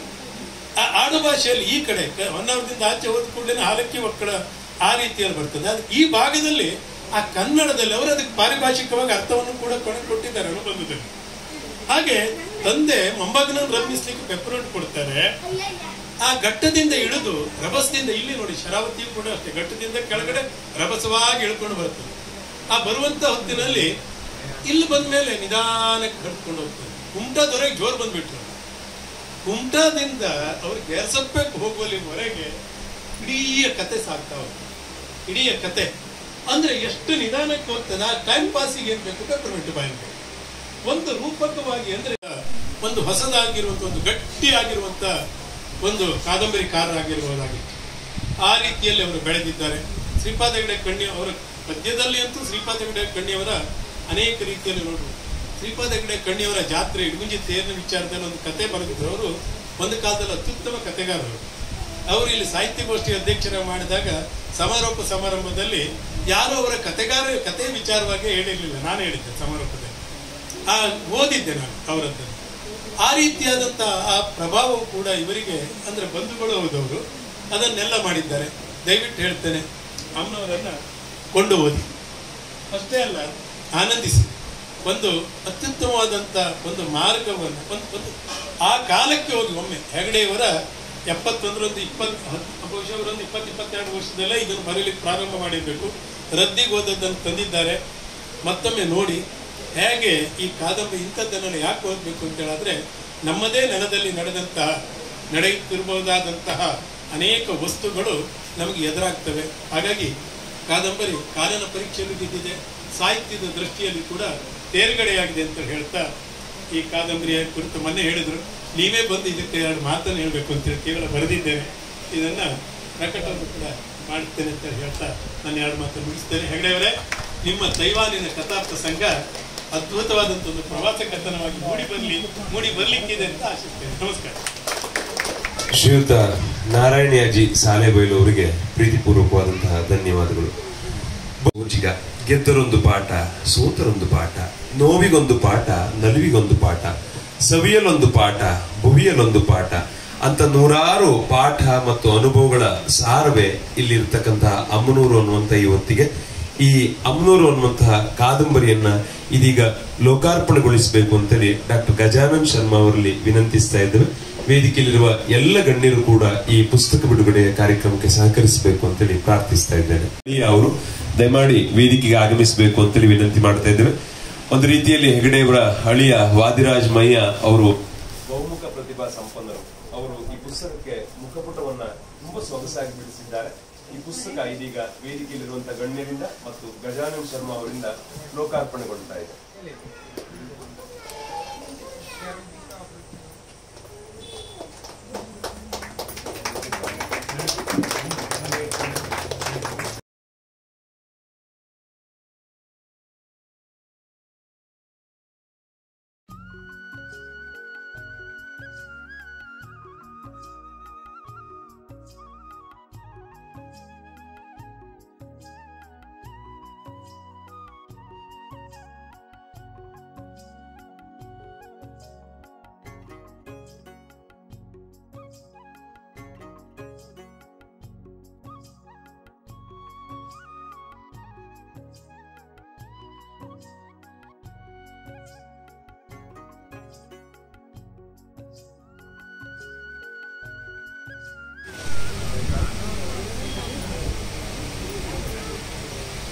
ಎಲ್ರಿಗೂ ನಮಸ್ಕಾರ. ಇವತ್ತು ನನಗೆ ಅತ್ಯಂತ ಆನಂದವಾಗಿದೆ. ಕಾರಣ ಏನು ಅಂತಂದ್ರೆ, ಪ್ರಾಯಶಃ 4 ದಶಕಗಳ ಹಿಂದೆ ಬರೆದಿರುವಂತಹ ಒಂದು ಕೃತಿಯನ್ನ ಇವತ್ತು ಬಿಡುಗಡೆ ಮಾಡ್ತಾ ಇದ್ದೀನಿ ಅಂತಂದ್ರೆ ಅದು ವಿಶೇಷ. ಯಾಕೆಂದರೆ ಇವತ್ತಿನ ಈ ಫಾಸ್ಟ್ ಫುಡ್ಡು ದಿಢೀರ್ ಅವತರಿಸುವಂಥ ಸಾಹಿತ್ಯಗಳ ಬಿಡುಗಡೆಯ ಸಮಾರಂಭಕ್ಕಿಂತ ಅನಿಸಿದೆ, ಅಥವಾ ಅವರಿಗೆ ಅಥವಾ ಅವರ ಕುಟುಂಬದವರಿಗೆ ಅನಿಸಿ ಮತ್ತೆ ಅದು ಬಿಡುಗಡೆ ಆಗ್ತಾ ಇದೆ ಅಂತಂದರೆ ಅದಕ್ಕೊಂದು ಮಹತ್ವ ಇದೆ ಅಂತ. ನಿಮಗೆ ಎಲ್ಲ ಗೊತ್ತಿದೆ, ಹಸಕ್ಕೆ ಅನ್ನ ಊಟ ಮಾಡಿಬಿಟ್ರೆ ಅದು ಜೀರ್ಣನೂ ಆಗಲ್ಲ, ಬೇರೆ ಬೇರೆ ಸಮಸ್ಯೆನೂ ಕೊಡುತ್ತೆ. ಒಂದು ಅಕ್ಕಿನೇ ನಾವೇ ಬೆಳೆದಿರೋ ಭತ್ತವನ್ನೇ ತಕ್ಷಣ ಅಕ್ಕಿ ಮಾಡಿ ಉಂಡ್ರೆ ಅದು ನಮ್ಮ ದೇಹಕ್ಕೆ ಹೋಗಲ್ಲ ಅಂತಾದರೆ, ನಾವು ಈ ಮೊನ್ನೆ ಕೊಟ್ಟೆ ನಾನು ಪ್ರಕಾಶಕರಿಗೆ, ಹಿಂದಿನ ದಿನ ಕೊಟ್ಟೆ, ಯಾಕಂದ್ರೆ ಕೊನೆ 3 ಅಧ್ಯಾಯ ಬರದೇ ಇರಲಿಲ್ಲ, ಮೊನ್ನೆ ಕೊಟ್ಟೆ. ಅದೇ ದೊಡ್ಡ ನಮ್ಮ ಹೆಗ್ಗಳಿಕೆ ಆಗುವಂಥ ಕಾಲಘಟ್ಟದಲ್ಲಿ 40 ವರ್ಷದ ಹಿಂದೆ ಕಟ್ಟಿರೋದು. ಅಂದರೆ ನನಗೆ ಈ ಪುಸ್ತಕವನ್ನು ಬಿಡುಗಡೆ ಮಾಡಾಗ ಅನ್ನಿಸ್ತಿತ್ತು, ಏನು ಒಂದು ರೂಪಕದ ಮೂಲಕ ಹೇಳಬೇಕಲ್ಲ ಅಂತಂದರೆ, ನಾವೆಲ್ಲ ಮಕ್ಕಳಿಗೆ ಈಗ ಬಣ್ಣದ ಚಿಟ್ಟೆಗಳನ್ನು ಪೇಪರಲ್ಲಿ ಕಟಿಂಗ್ ಮಾಡಿ ತಕ್ಷಣ ತೋರಿಸ್ತೀವಿ. ಕಂಬಳಿ ಹುಳ ಗೂಡು ಕಟ್ಟಿಕೊಂಡು ಜೀವಂತ ಚಿಟ್ಟೆ ಆಗೋದನ್ನು ಮಕ್ಕಳಿಗೆ ತೋರಿಸೋದೇ ಇಲ್ಲ, ತೋರಿಸೋಕೆ ಸಾಧ್ಯವೇ ಇಲ್ಲ ಅನ್ನಂಗೆ ಆಗ್ಬಿಟ್ಟಿದೆ. ಇದು ಪೇಪರ್ ಕಟಿಂಗ್ ಚಿಟ್ಟೆ ಅಲ್ಲ, ಇದು ಜೀವಂತವಾದ ಒಂದು ಸಾಹಿತ್ಯ ಕೃತಿ. ಯಾಕೆಂದರೆ 40 ವರ್ಷಗಳ ಕಾಲ ಅದು ಹಾಗೇ ಇತ್ತು ಅನ್ನೋದು ಬೇರೆ. ಅದು ಹಾಗೇ ಇದ್ದು ಅದನ್ನು ಯಥಾವತ್ತು ಅವ್ರು ಪ್ರಕಟಿಸಿದ್ದಾರೆ ಅಂತಂದರೆ ಅಲ್ಲ. ಆ 40 ವರ್ಷಗಳ ಕಾಲ ಅವರ ಒಳಗಿನ ಅನುಭವ ಇವತ್ತಿಗೂ ಪ್ರಸ್ತುತ ಆಗುತ್ತೆ ಎನ್ನುವಂತಹ ಒಂದು ಧೈರ್ಯ ಅವ್ರಿಗೆ ಬಂತಲ್ಲ, ಅದು ಬಹಳ ದೊಡ್ಡ. ಅದಕ್ಕೆ ಕಾರಣ ಏನು ಅಂತಂದ್ರೆ ಅವ್ರ ಒಳಗಿರುವಂತಹ ಶ್ರೀಸಾಮಾನ್ಯ ಭಾವ. ನಾನೊಬ್ಬ ಸಾಹಿತಿ ಅಂತ ಅವ್ರಿಗೆ ಅನಿಸೇ ಇಲ್ಲ. ಇವತ್ತು ಬೆಳಗ್ಗೆ ನಾವು ಬಂದ ನಂತರ ಇದುವರೆಗೂ ಅವರೊಂದು 10 ಸರಿ ಅಂತೂ ಹೇಳಿರ್ಬೋದು, ನಾನು ಸಾಹಿತಿ ಪಾಹಿತಿ ಅಂತೂ ಅಲ್ರಿ ಅಂತ. ನಂಗೆ ಅವರು ಅದನ್ನು ಹೇಳಿದಾಗಲ್ಲ ಒಂದು ಘಟನೆ ನೆನಪಿಗೆ ಬರ್ತಿತ್ತು. ಪೂತಿನ ಅವರು ಚಿಕ್ಕಮಗಳೂರಿನ ಸಾಹಿತ್ಯ ಸಮ್ಮೇಳನದ ಅಧ್ಯಕ್ಷರಾಗಿ ಅವರು ಮಧ್ಯಾಹ್ನ ಅವರು ಸಮ್ಮೇಳನಾಧ್ಯಕ್ಷರ ಭಾಷಣವನ್ನ ಮಾಡ್ತಾರೆ. ಅದ್ಭುತವಾಗಿ ಮಾಡ್ತಾರೆ. ಸಾಹಿತ್ಯ ಚರಿತ್ರೆಯಲ್ಲಿ ಆ ಹೊತ್ತಿನ ಅವರ ಭಾಷಣ ತುಂಬಾ ಖ್ಯಾತವಾಗಿದೆ ಕೂಡ. ಅದೇ ಸಂಜೆ ಮೇಲ್ಕೋಟೆಯಲ್ಲಿ ವೈರಮುಡಿ ಉತ್ಸವ. ಪೂತಿನ ಅವರು ಯಾವತ್ತೂ ಅದನ್ನು ತಪ್ಪಿಸಿದವರಲ್ಲ. ಅವರಿಗೆ ಹೋಗ್ಬೇಕು. ಅವರು ಈ ಎಲ್ಲ ವೇಷವನ್ನ ಕಳಚಿ, ಸಾಹಿತ್ಯ ಸಮ್ಮೇಳನದ ಅಧ್ಯಕ್ಷರ ವೇಷವನ್ನೆಲ್ಲ ಕಳಚಿ ಅವರು ಸೀದಾ ಅಲ್ಲಿ ಹೋಗ್ತಾರೆ. ವೈರಮುಡಿ ಉತ್ಸವ ನಡೀತಾ ಇರತ್ತೆ. ಆ ಮೆರವಣಿಗೆಯ ಒಂದು ಪಕ್ಕದಲ್ಲಿ ನಿಂತು ಅವರು ಅದನ್ನು ನೋಡ್ತಾ ಇರ್ತಾರೆ. ಹಿಂದಿಂದ ಮುಂದಿಂದ ಮೇಲ್ಕೋಟೆಯ ವೈರಮುಡಿ ಉತ್ಸವ ಎಲ್ರಿಗೂ ಗೊತ್ತಿದೆ. ಆ ಜನಜಂಗುಳಿಯಲ್ಲಿ ಅವ್ರು ಹಿಂದೆ ಮುಂದೆ ಎಲ್ಲ ತಳ್ಳಾಡ್ತಿರ್ತಾರೆ. ಆಗ ಯಾರೋ ಹಿರಿಯರು ಬಂದು ಅವ್ರು ಹೇಳ್ತಾರೆ, ಅಲ್ಲ ನೀವು ಇಲ್ಲಿ ನಿಂತು ನೋಡಬಾರ್ದಾಗಿತ್ತು, ನೀವು ಕೊನೆ ಪಕ್ಷ ಯಾವ್ದಾದ್ರು ಒಂದು ಕಟ್ಟಡದ ಮೇಲಾದ್ರೂ ಹೋಗ್ಬೇಕಾಗಿತ್ತು, ಇಲ್ದಿದ್ರೆ ಆಯೋಜಕರಿಗೆ ಹೇಳಿದ್ರೆ ನಿಮ್ಗೊಂದು ಜಾಗ ಮಾಡ್ಕೊಡೋರು ಅಂತೇಳಿ. ಅವರು ಒಂದು ಮಾತು ಹೇಳ್ತಾರೆ, ಅಲ್ಲ ಕಣಪ್ಪ, ದೇವ್ರನ್ನ ನೋಡುವಾಗ್ಲೂ ನಾನು ಶ್ರೀಸಾಮಾನ್ಯ ಅಲ್ವಾ? ದೇವ್ರನ್ನ ನೋಡುವಾಗ್ಲೂ ನಾನು ಏನೋ ಸಾಹಿತಿನೋ ಎಂಥದೋ ಆಗ್ಬೇಕಾ?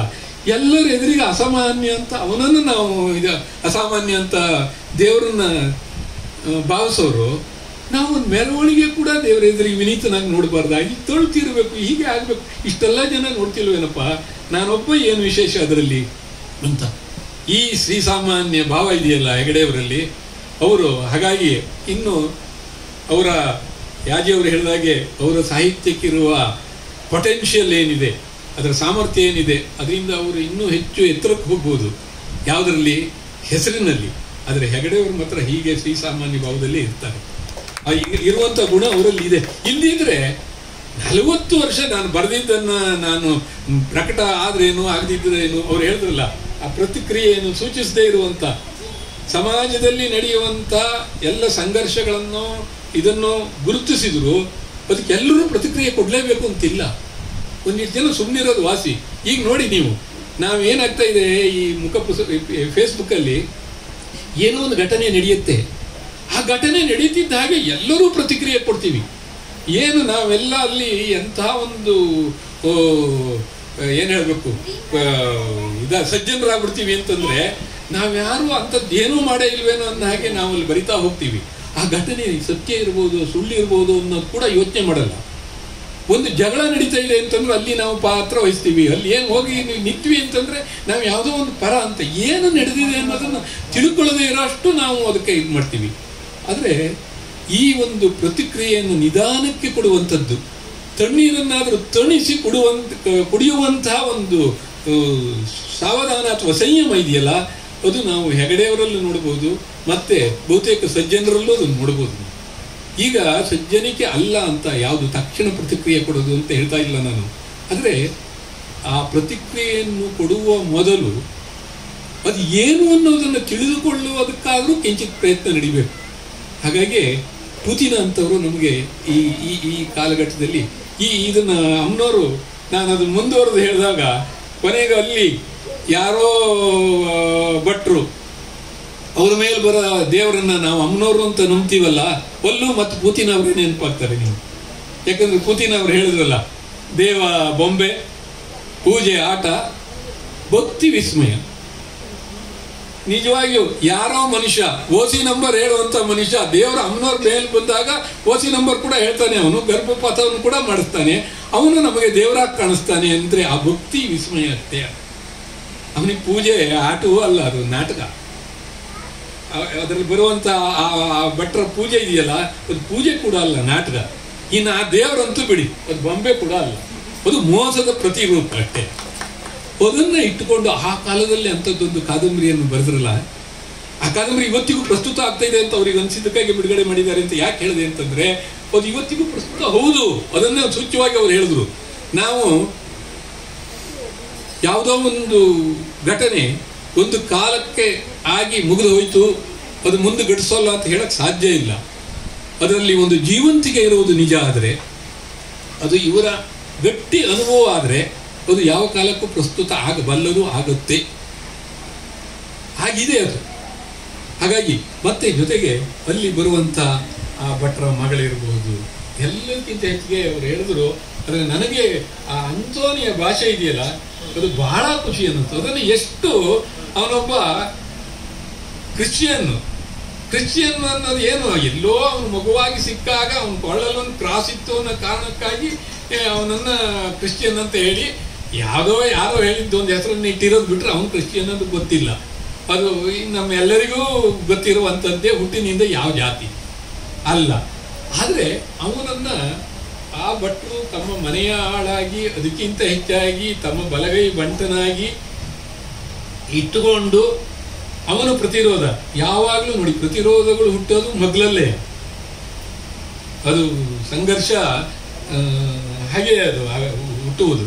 ಅಂಥದ್ದೊಂದು ಅವನ ಪಾತ್ರವನ್ನು ಕೊನೆಗೆ ಬಂದು ಅವನು ಕಾರ್ಕೊಂಡ್ರು ಅಂದ್ರಲ್ಲ ಅವರು, ಆ ಕಾರ್ಕೊಂಡ ಅನ್ನೋದು ಬಹಳ ಒಳ್ಳೆಯ ಶಬ್ದ ಯಾಜಿಗಳು ಹೇಳಿದ್ದು. ಯಾಕೆಂತಂದ್ರೆ ಅವನು ಬರುವಂತಹ ಈ ವ್ಯಕ್ತಿಗೆ ಆ ಕಥೆಯನ್ನ, ಆ ಭಟ್ರ ಇನ್ನೊಂದು ಮುಖವನ್ನು ಇವನಿಗೂ ಗೊತ್ತಿತ್ತು, ಪೂರ್ಣವಾಗಿ ಹೇಳ್ತಾನೆ ಅದರಲ್ಲಿ, ಇವರ ಆ ಕಾದಂಬರಿಯಲ್ಲಿ. ಆ ಕಾದಂಬರಿ ನನಗನ್ನಿಸ್ತು ಎಲ್ಲ ಒಂದ್ ಕಡೆ ಈ ಅಮ್ಮನೋರು ಅಂತ ಅವರು ಹೇಳುವಾಗಲೂ ಅಷ್ಟೇ, ಅದು ಅಮ್ಮನೋರು ಅನ್ನುವಾಗ ಎಲ್ಲ ಒಂಥರ ನೋಡೋರಿಗೆ ಒಂದು ಗೌರವ ಬರುವ ಹಾಗೆ, ಆದ್ರೆ ಅದರಲ್ಲಿ ಒಂದು ವ್ಯಂಗ್ಯ ಇದ್ದ ಹಾಗೆ ಹಾಗನ್ನಿಸುತ್ತೆ. ಅದನ್ನು ಓದಿ ಮುಗಿಸಿದಾಗ ಅದು ಅಮ್ಮನೋರು ಅನ್ನೋಷ್ಟು ದೊಡ್ಡ ಇದು ಕಂಡ್ರು ನಮ್ಗೆ ಅದ್ರೊಳಗೊಂದು ದೊಡ್ಡ ವ್ಯಂಗ್ಯ ಇದೆ. ವ್ಯಂಗ್ಯ ಏನು ಅಂತಂದ್ರೆ, ಅದು ಒಬ್ಬ ಮನುಷ್ಯ ತನ್ನ ಲಾಭಕ್ಕಾಗಿ ಒಂದು ದೈವಿಕವಾದಂತಹ ಒಂದು ಕ್ರಿಯೆಯನ್ನ ನಾಟಕವಾಗಿ ಮಾಡಿ ಸಮಾಜವನ್ನು ತಪ್ಪುದಾರಿಗೆ ಎಳೆಯೋದು, ಜೊತೆಗೆ ಅಲ್ಲಿ ನಂಬಿಕೆ ಅಪನಂಬಿಕೆ ಅಥವಾ ಮೂಢನಂಬಿಕೆ ಆಗಿದೆ, ಇದು ಪೂಜೆ ಅನ್ನೋದು ಮೌಢ್ಯ ಆಗಿದೆ, ನಾಟಕ ಆಗಿದೆ. ಕೊನೆಗೆ ಈ ಭಕ್ತಿ ಮಾತ್ರ ಏನು ಅನ್ನೋದು ನಮ್ಗೆ ಅರ್ಥ ಆಗಬೇಕು. ಯಾಕೆಂದ್ರೆ ಅದನ್ನು ನಂಬೋರು ಇದ್ದಾರೆ, ಇವತ್ತು ಕೂಡ ಇದ್ದಾರೆ, ನಮ್ಮಲ್ಲೂ ಇದ್ದಾರೆ.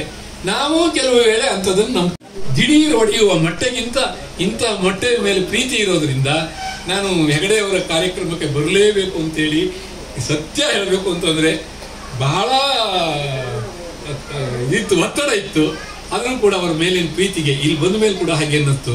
ಇಂಥ ಒಂದು ಮನೆಯ ಅಂಗಳದಲ್ಲಿ ಮನೆಯವರೆಲ್ಲರೂ ಸೇರಿ ಒಂದು ಅಮ್ಮನವರನ್ನ, ಇಲ್ಲಿ ಅಮ್ಮನವರು ಈ ಅಮ್ಮನವರಲ್ಲ, ಅಕ್ಷರ ಸರಸ್ವತಿಯನ್ನ ಪೂಜೆ ಮಾಡೋದಿದೆಯಲ್ಲ, ಅದು ಅಮ್ಮನವರ ಹೆಸರಿನಲ್ಲಿ ಪೂಜೆ ಮಾಡೋದಿದೆಯಲ್ಲ, ಇದು ತುಂಬಾ ದೊಡ್ಡದು. ಇದನ್ನು ಮಾಡಿರುವಂತ ಹೆಗಡೆಯವರಿಗೆ ಹೃತ್ಪೂರ್ವಕವಾದ ಅಭಿನಂದನೆ ಹೇಳ್ತೀನಿ. ನಾನು ಬಹಳ ಪ್ರೀತಿಯಿಂದ ಆ ಕಾದಂಬರಿಯನ್ನು ಓದಿದೆ. ಬೃಂದ ನಾನು ಓದಿಲ್ಲ, ಓದ್ತೀನಿ ಹೆಗಡೆಯವರೇ, ಖಂಡಿತ ಅದನ್ನು ಓದಿಲ್ಲ. ನನಗೆ ಇವರು ನಾಯಕರವರು ಹೇಳಿದಾಗ ಬೆಳಗ್ಗೆ ಹಾಗೆ ಅನ್ನಿಸ್ತು, ಬೃಂದ ಓದ್ಬೇಕು ಸರ್, ಬಹಳ ಅದ್ಭುತವಾಗಿದೆ ಅಂತ. ಅದನ್ನ ಓದ್ತೀನಿ. ಬೃಂದದಷ್ಟು ದಟ್ಟವಾದ ಕಾದಂಬರಿಯನ್ನು ಕೊಟ್ಟಿರೋದು ನಮಗೆ ನಿಜಕ್ಕೂ ಅಚ್ಚರಿ ಅಂತ ಹೇಳಿದ್ರು.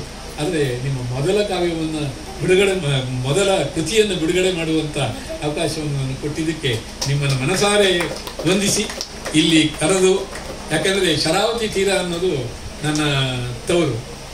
ನನಗೆ ಶರಾವತಿಯ ಬಗ್ಗೆ ಏನೇ ಬಂದರೂ ಅದಕ್ಕೆ ಪ್ರತಿಕ್ರಿಯೆಗಳನ್ನು ಇನ್ನು ನೀವು ಏನು ಹೇಳಿದ್ನೋ ಅದನ್ನು ಬೇಗ, ಈಗ ಪಂಪ್ ಸ್ಟೋರೇಜ್ ಬರ್ತಾ ಇದೆ ಅಂತ, ಪಂಪ್ ಸ್ಟೋರೇಜ್ ಬಂದಾಗ ಪ್ರತಿಕ್ರಿಯೆಯನ್ನು ಕೊಡಲಿಲ್ಲ ನಾನು ಇದುವರೆಗೂ. ಅದು ಬಹಳ ಒತ್ತಡ ಇತ್ತು. ಯಾಕೆ ಕೊಡಲಿಲ್ಲ ಅಂತಂದರೆ, 2 ಮುಖ ಇದೆ ಅದಕ್ಕೆ. ನನಗೇನು ಅನಿಸುತ್ತೆ, ಶರಾವತಿಯ ಈ ಗೇರುಸೊಪ್ಪೆ, ಈ ಕಾಳುಮೆಣಸಿನ ರಾಣಿಯ ಒಂದು ಪ್ರದೇಶವನ್ನು ಹಾಳು ಮಾಡುತ್ತಲ್ಲ ಅನ್ನುವಂಥ ಒಂದು ಕೊರಗಿದೆ.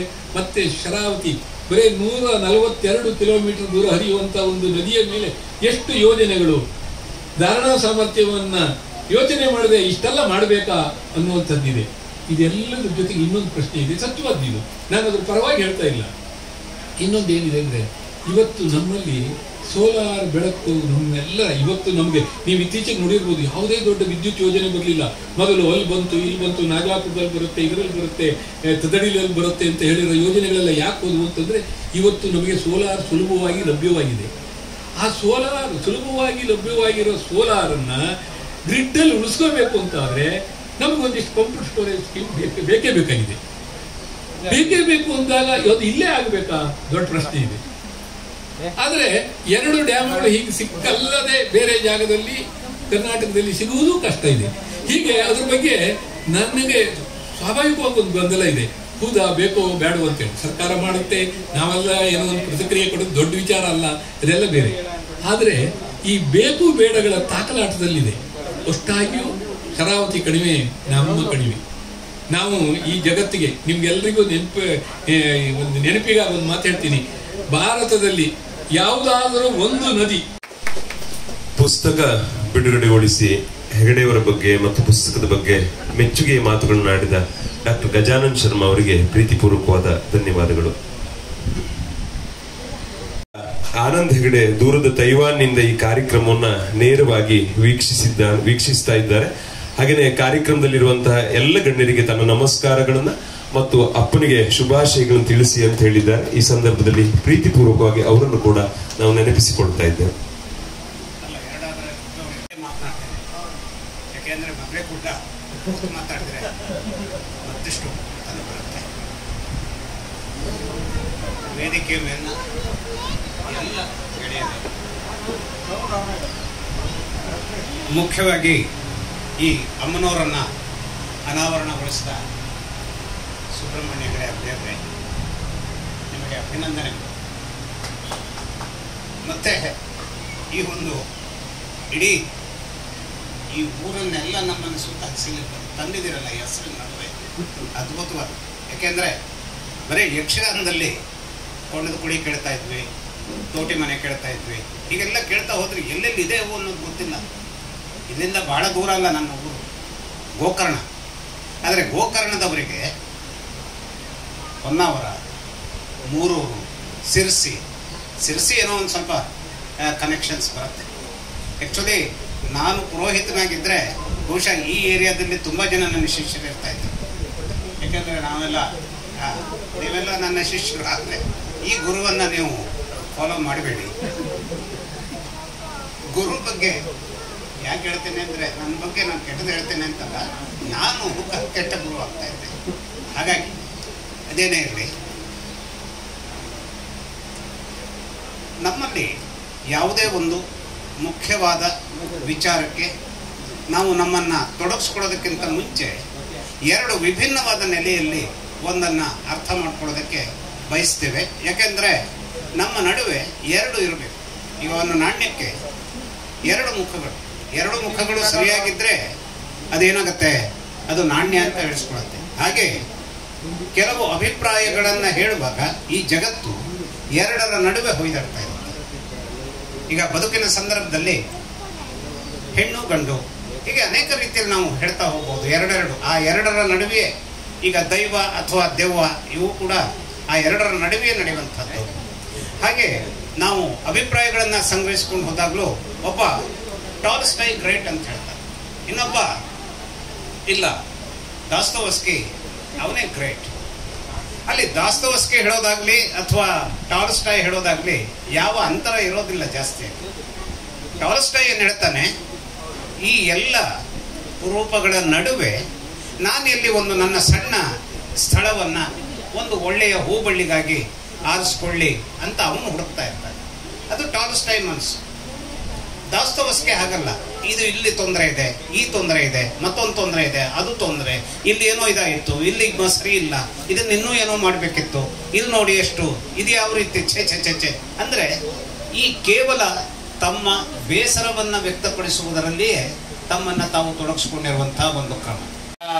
ದೇವರಾಜ್ ಅರಸ್ ಅಂತಂದ್ರೆ ಇವ ಬಹುಶಃ ನಮಗೆಲ್ಲ ಈ ಯೋಗ್ಯತೆ ಇಲ್ಲ, ಇವರಿಗೆ ಮಾತ್ರ ಆ ಯೋಗ್ಯತೆ ಇದೆ ಮುಖ್ಯಮಂತ್ರಿ ಆಗುವಂತಹದ್ದು. ಅಂದ್ರೆ ನಮ್ಮನ್ನ ಎಲ್ಲೋ ಒಂದು ಕೀಳರಿಮೆಯಿಂದ ಕುಗ್ಗಿಸುವಂತಹ ಒಂದು ಸಂದರ್ಭ ಹಿಂದಿನ ಸಂದರ್ಭದಲ್ಲಿ ಇತ್ತು ಏನೋ. ಆದ್ರೆ ಇವತ್ತು ಎಲ್ಲವನ್ನೂ ಅರಿತಂತಹ ನಾವು ನಮ್ಮ ಕೀಳರಿಮೆಯನ್ನು ಮುಗ್ಧತೆಯನ್ನು ಇಟ್ಟುಕೊಂಡು ನಮ್ಮನ್ನು ನಾವು ಬೆಳೆಸ್ಕೊಳ್ಳುವಂತಹ ಒಂದು ಸಂದರ್ಭವನ್ನು ಹೇಗೆ ನಿರ್ಮಾಣ ಮಾಡ್ಕೊಳ್ಬಹುದು ಅನ್ನುವಂಥದ್ದು ನಮ್ಮೆಲ್ಲರ ಎದುರಿಗಿರುವಂತಹ ಚಾಲೆಂಜು.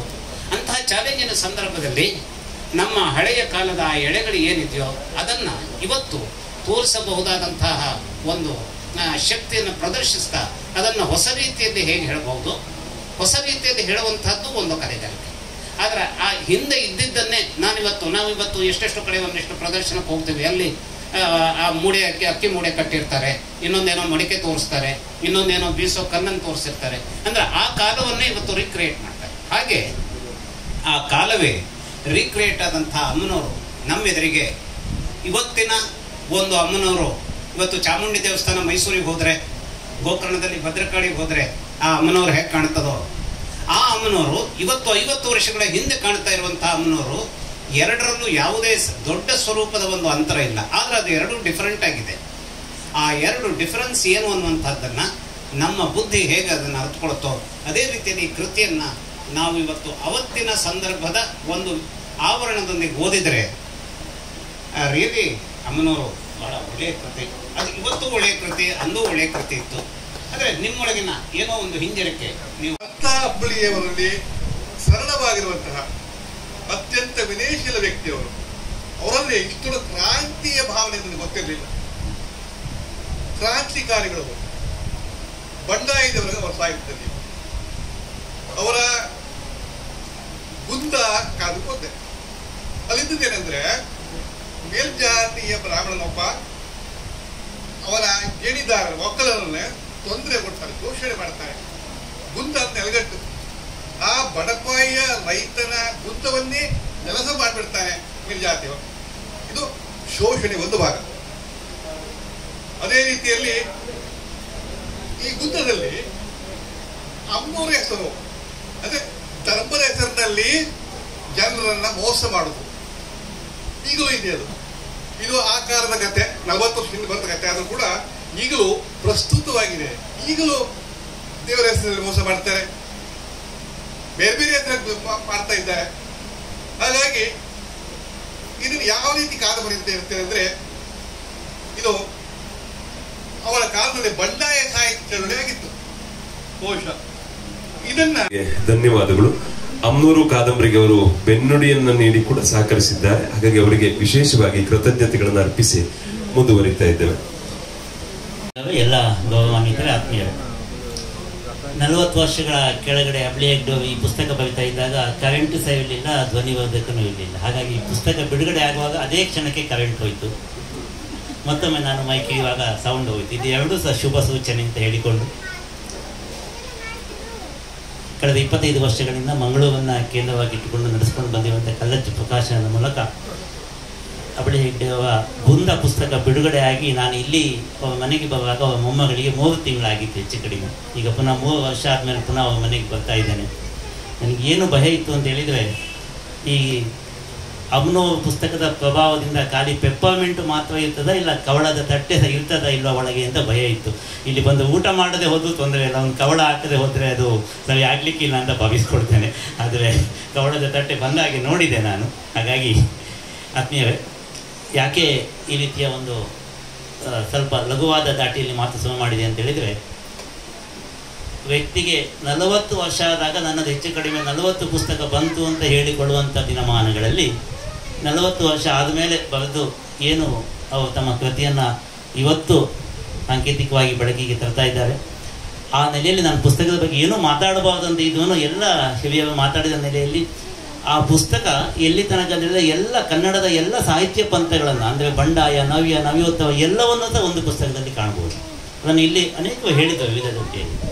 ಅಷ್ಟೇ ಮಾತ್ರ ಅಲ್ಲ, ನಾನು ಆ ಪುಸ್ತಕವನ್ನು ಓದುವಾಗ ಅಂತೋಣಿಯ ಪಾತ್ರ ನೋಡುವಾಗ ನನಗೆ ಹೊನ್ನಾವರ ಕಡೆ ಭಾಳ ಇಲ್ಲಿ ಕ್ರೈಸ್ತವ ಪಾಪ್ಯುಲೇಷನ್ ತುಂಬ ಆರಂಭದ ದಿನಗಳಿಂದ ಇದೆ, ಬ್ರಿಟಿಷ್ ಕಾಲದಿಂದ. ಆ ಒಂದು ಪಾತ್ರಕ್ಕೆ ನಾನು ಸಾಂಕೇತಿಸಿಕೊಳ್ತಾ ಇದ್ದೆ. ಆ ಪುಸ್ತಕವನ್ನು ನಾನು ಈಗಾಗಲೇ ಓದಿದ್ದೀನಿ, ಅವರು ತಕ್ಷಣ ಕಳಿಸ್ಕೊಟ್ಟಿದ್ರು ನನಗೆ. ಮತ್ತು ಆ ಓಸಿ ಏನಿದೆ ಅದು ಇವತ್ತಿಗೂ ನಡೀತದೆ, ಹೆಚ್ಚು ಕಡಿಮೆ ಕೆಲವು ಗ್ರಾಮೀಣ ಪ್ರದೇಶದಲ್ಲಿ ಇವತ್ತಿಗೂ ನಡೀತಾ ಇದೆ. ಅದಕ್ಕೆ ಸ್ವಲ್ಪ ಆಧುನಿಕ ರೂಪಗಳು ಬಂದಿದೆ. ಇವನ್ನೆಲ್ಲ ಯಾಕೆ ಒಂದಕ್ಕೊಂದು ನಾನು ಕೂಡಿಸ್ಕೊಳ್ತಾ ಇದ್ದೇನೆ ಅಂತ ಹೇಳಿದರೆ, ಆದರೂ ನಾನು ಪ್ರಕಟ ಮಾಡಿದ್ದೇನೆ ಮತ್ತು ಇಲ್ಲಿ ಬಂದು ಅಬ್ಳಿ ಹೆಗ್ಡೆಯವರಿಗೆ ಮುಖಸ್ಥಿತಿ ಉತ್ಪ್ರೇಕ್ಷೆ ಹೇಳ್ತಾ ಇಲ್ಲ. ಗುಂದ ಕೊಡುವಂಥ ಒಂದು ಸಂತಸವನ್ನು ಅದು ಒಂದು ವರ್ಣನಾತೀತ, ಅದೊಂದು ನಾನ್ ಡಿಟೇಲ್ಡ್ ಟೆಕ್ಸ್ಟ್ ಆಗುವಂಥ ಎಲ್ಲ ಅರ್ಹತೆ ಗುಂದ ಪುಸ್ತಕದಲ್ಲಿದೆ. ನಾವು ಪುನಃ ಇದನ್ನು ರಿಪೀಟ್ ಮಾಡ್ತಾ ಇದ್ದೇನೆ. ಕೇವಲ ನಮ್ಮ ಪ್ರಕಾಶನದಿಂದ ಆಯಿತು ಅಂತ ಹೇಳೋದಕ್ಕೆ ಈ ಮಾತಿನ ಉದ್ದೇಶವೇ ಅಲ್ಲ. ನಮ್ಮ 130 ಪುಸ್ತಕಗಳಲ್ಲಿ ಇವತ್ತಿಗೂ ಇಂಟರ್ನಲ್ ಕಂಟೆಸ್ಟ್ ಒಳಗಿನ ಒಂದು ಆಂತರಿಕ ಗುಣಮಟ್ಟದ ಬಗ್ಗೆ ಕೇಳಲಿಕ್ಕೋದು ಪ್ರಥಮ ಅಥವಾ ದ್ವಿತೀಯ ಸ್ಥಾನದಲ್ಲಿ ನಮಗೊಂದು ನಿಲ್ತದೆ. ವಿಶೇಷವಾಗಿ ತಯಾರು ಮಾಡಿದಂಥ 25ನೇ ವರ್ಷದ ಶಾಲನ್ನು ಅವರಿಗೆ ಹಾಕಬೇಕು ಮತ್ತು ಶಾಸ್ತ್ರೀಯ ಅವರಿಗೆ ನಮ್ಮ ಬೆಳ್ಳಿ ಪದಕ ನೀಡಬೇಕು ಅಂತ ವಿನಂತಿ. ಕಲ್ಲಚ್ಚು ಮಹೇಶ್ ನಾಯ್ಕರವರು ತುಂಬಾ ಪ್ರೀತಿಯಿಂದ ದೂರ ಪ್ರಯಾಣ ಮಾಡಿ ಇಲ್ಲಿಗೆ ಬಂದಿದ್ದಾರೆ. ಇಂತಹ ಪ್ರೀತಿಯೇ ನಮ್ಮೆಲ್ಲರನ್ನ ಇಲ್ಲಿ ಒಂದುಗೂಡುವಂತೆ ಮಾಡಿದ್ದು. ಕೊಡುವುದೇನು ಕೊಂಬುದೇನು ಒಲವು ಸ್ನೇಹ ಪ್ರೇಮ ಎನ್ನುವಂತ ಮಾತುಗಳನ್ನು ಸ್ಮರಿಸ್ತಾ ಡಾಕ್ಟರ್ ಗಜಾನನ್ ಶರ್ಮಾ ಅವರು ಮಹೇಶ್ ನಾಯ್ಕರವರ ಪರವಾಗಿ ಶ್ರೀಯುತರಿಗೆ ಹೆಗಡೆಯವರಿಗೆ ಶಾಲು ಮತ್ತು ಬೆಳ್ಳಿ ಫಲಕವನ್ನು ನೀಡುತ್ತಾ ಇದ್ದಾರೆ. ವೇದಿಕೆಯಲ್ಲಿರುವ ಗಣ್ಯರು ಎಲ್ಲರೂ ಕೂಡ ಜೊತೆಯಾಗ್ತಿದ್ದಾರೆ.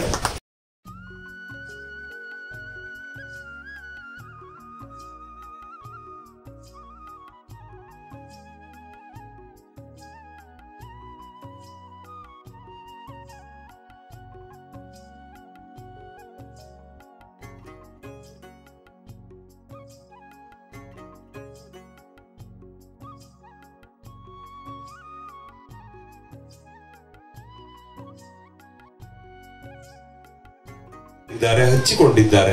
ಹಾಗಾಗಿ ಅವರು ಈ ವೇದಿಕೆಯಲ್ಲಿ ಉಪಸ್ಥಿತರಿದ್ದಾರೆ. ಅವರ ಮಾತುಗಳಿಗೆ ಈ ಸವಿ ಸಮಯ ತೆರೆದುಕೊಳ್ತಾ ಇದೆ.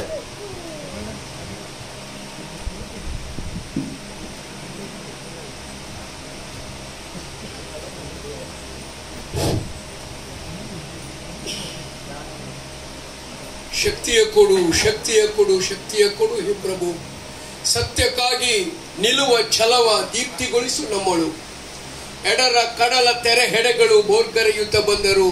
ತಡೆದು ನಿಲ್ಲುವ ಮಳಲ ತಡಿಯ ಬಲವ ನೀಡು ಶ್ರೀಗುರು. ನೂರುಲ್ಕೆಯ ರಭಸಮತಿಯ ಅಬ್ಬರಗಳ ನಡುವೆಯೂ ನಿಯತಗತಿಯ ತಾರಗೆಯಲು ನೇರವಿರಿಸು ನನ್ನರು. ಗುಡುಗು ಸಿಡಿಲು ಮಿಂಚಿನಾಚೆ ಅಚಂಚಲದ ನೀಲಿಗೆ ಸದಾ ತುಡಿವ ಗರುಡ ಗತಿಯ ತುಂಬು ನನ್ನ ಹೃದಯಕ್ಕೆ. ಅನೇಕ ಜನ ಭಾಷಣಕಾರರು ಬಹಳ ಜನ ಕೆಲವು ಸಂಸ್ಕೃತ ಪದಗಳನ್ನೆಲ್ಲ ಬಳಸ್ತಾರೆ, ಅದು ಬರ್ಕೊಂಡು ಕೊಟೇಶನ್ ಬಳಸ್ಕೊಳ್ತಾರೆ. ಆದರೆ ನಾನು ಎಲ್ಲಿ ಹೋದರೂ ರಾಷ್ಟ್ರಕವಿ ಜೀವರಶೂದ್ರಪ್ಪರವರ ಈ ಕವಿತೆಯ ಸಾಲಿನಿಂದ ನನ್ನ ಭಾಷಣವನ್ನು ಆರಂಭಿಸ್ತೇನೆ. ಯಾಕೆಂದರೆ ಕೆಲವೊಮ್ಮೆ ಕೆಲವು ಸಂಗತಿಗಳನ್ನು ಧ್ಯಾನಿಸಿದಾಗ ಬರುವ ಶಕ್ತಿ ಬೇರೆ. ನಾನು ಇಲ್ಲಿ ಬರಲಿಕ್ಕೆ ಮುಖ್ಯ ಕಾರಣ ಅಂದರೆ ನನ್ನ ನಾಡಿನ ನನ್ನ ಪ್ರೀತಿಯ ಕವಿಗಳಲ್ಲಿ ಅಂಬಳಿ ಹೆಗಡೆಯವರು ಒಬ್ಬರು ಒಂದೇ. ಯಾಕೆಂದ್ರೆ ಈಗಾಗಲೇ ಕೃತಿಗಳ ಕುರಿತು ಅಂಬಳಿ ಹೆಗಡೆಯವರ ಕುರಿತು ಸಾಕಷ್ಟು ಜನ ಮಾತಾಡಿದ್ದಾರೆ. ಆ ಎಲ್ಲ ಇಲ್ಲಿ ನಾನು ನಿಜವಾಗಿ ಬಂದದ್ದಂದ್ರೆ ಸಾಹಿತ್ಯದ ದಿಗ್ಗಜಗಳೆಲ್ಲ ಬರ್ತಾರೆ, ಅವ್ರ ಜೊತೆ ಆರಾಮ ಕೂತ್ಕೊಂಡು ಹೋಗೋಣ ಅಂತ ಬಂದಿದ್ದೇನೆ. ಆದ್ರಿಂದ ನಾನು ಅವರ ಕೃತಿಯನ್ನ ಗುಂದವನ್ನು ಓದಿದ್ದೇನೆ, ಅಮರರನ್ನು ನೋಡಿದ್ದೇನೆ.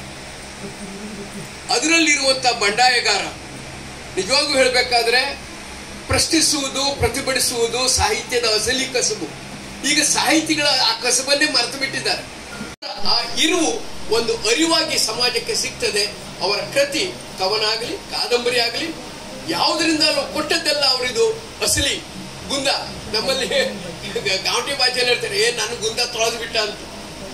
ಇವರದ್ದು ತೊಳೆಯುವಂತ ಗುಂದ ಅಲ್ಲ, ಗುಂದವನ್ನ ಹಾಕೊಂಡು ಹೊರತು ಮನೆ ಕಟ್ಟಲಿಕ್ಕೆ ಆಗುದಿಲ್ಲ.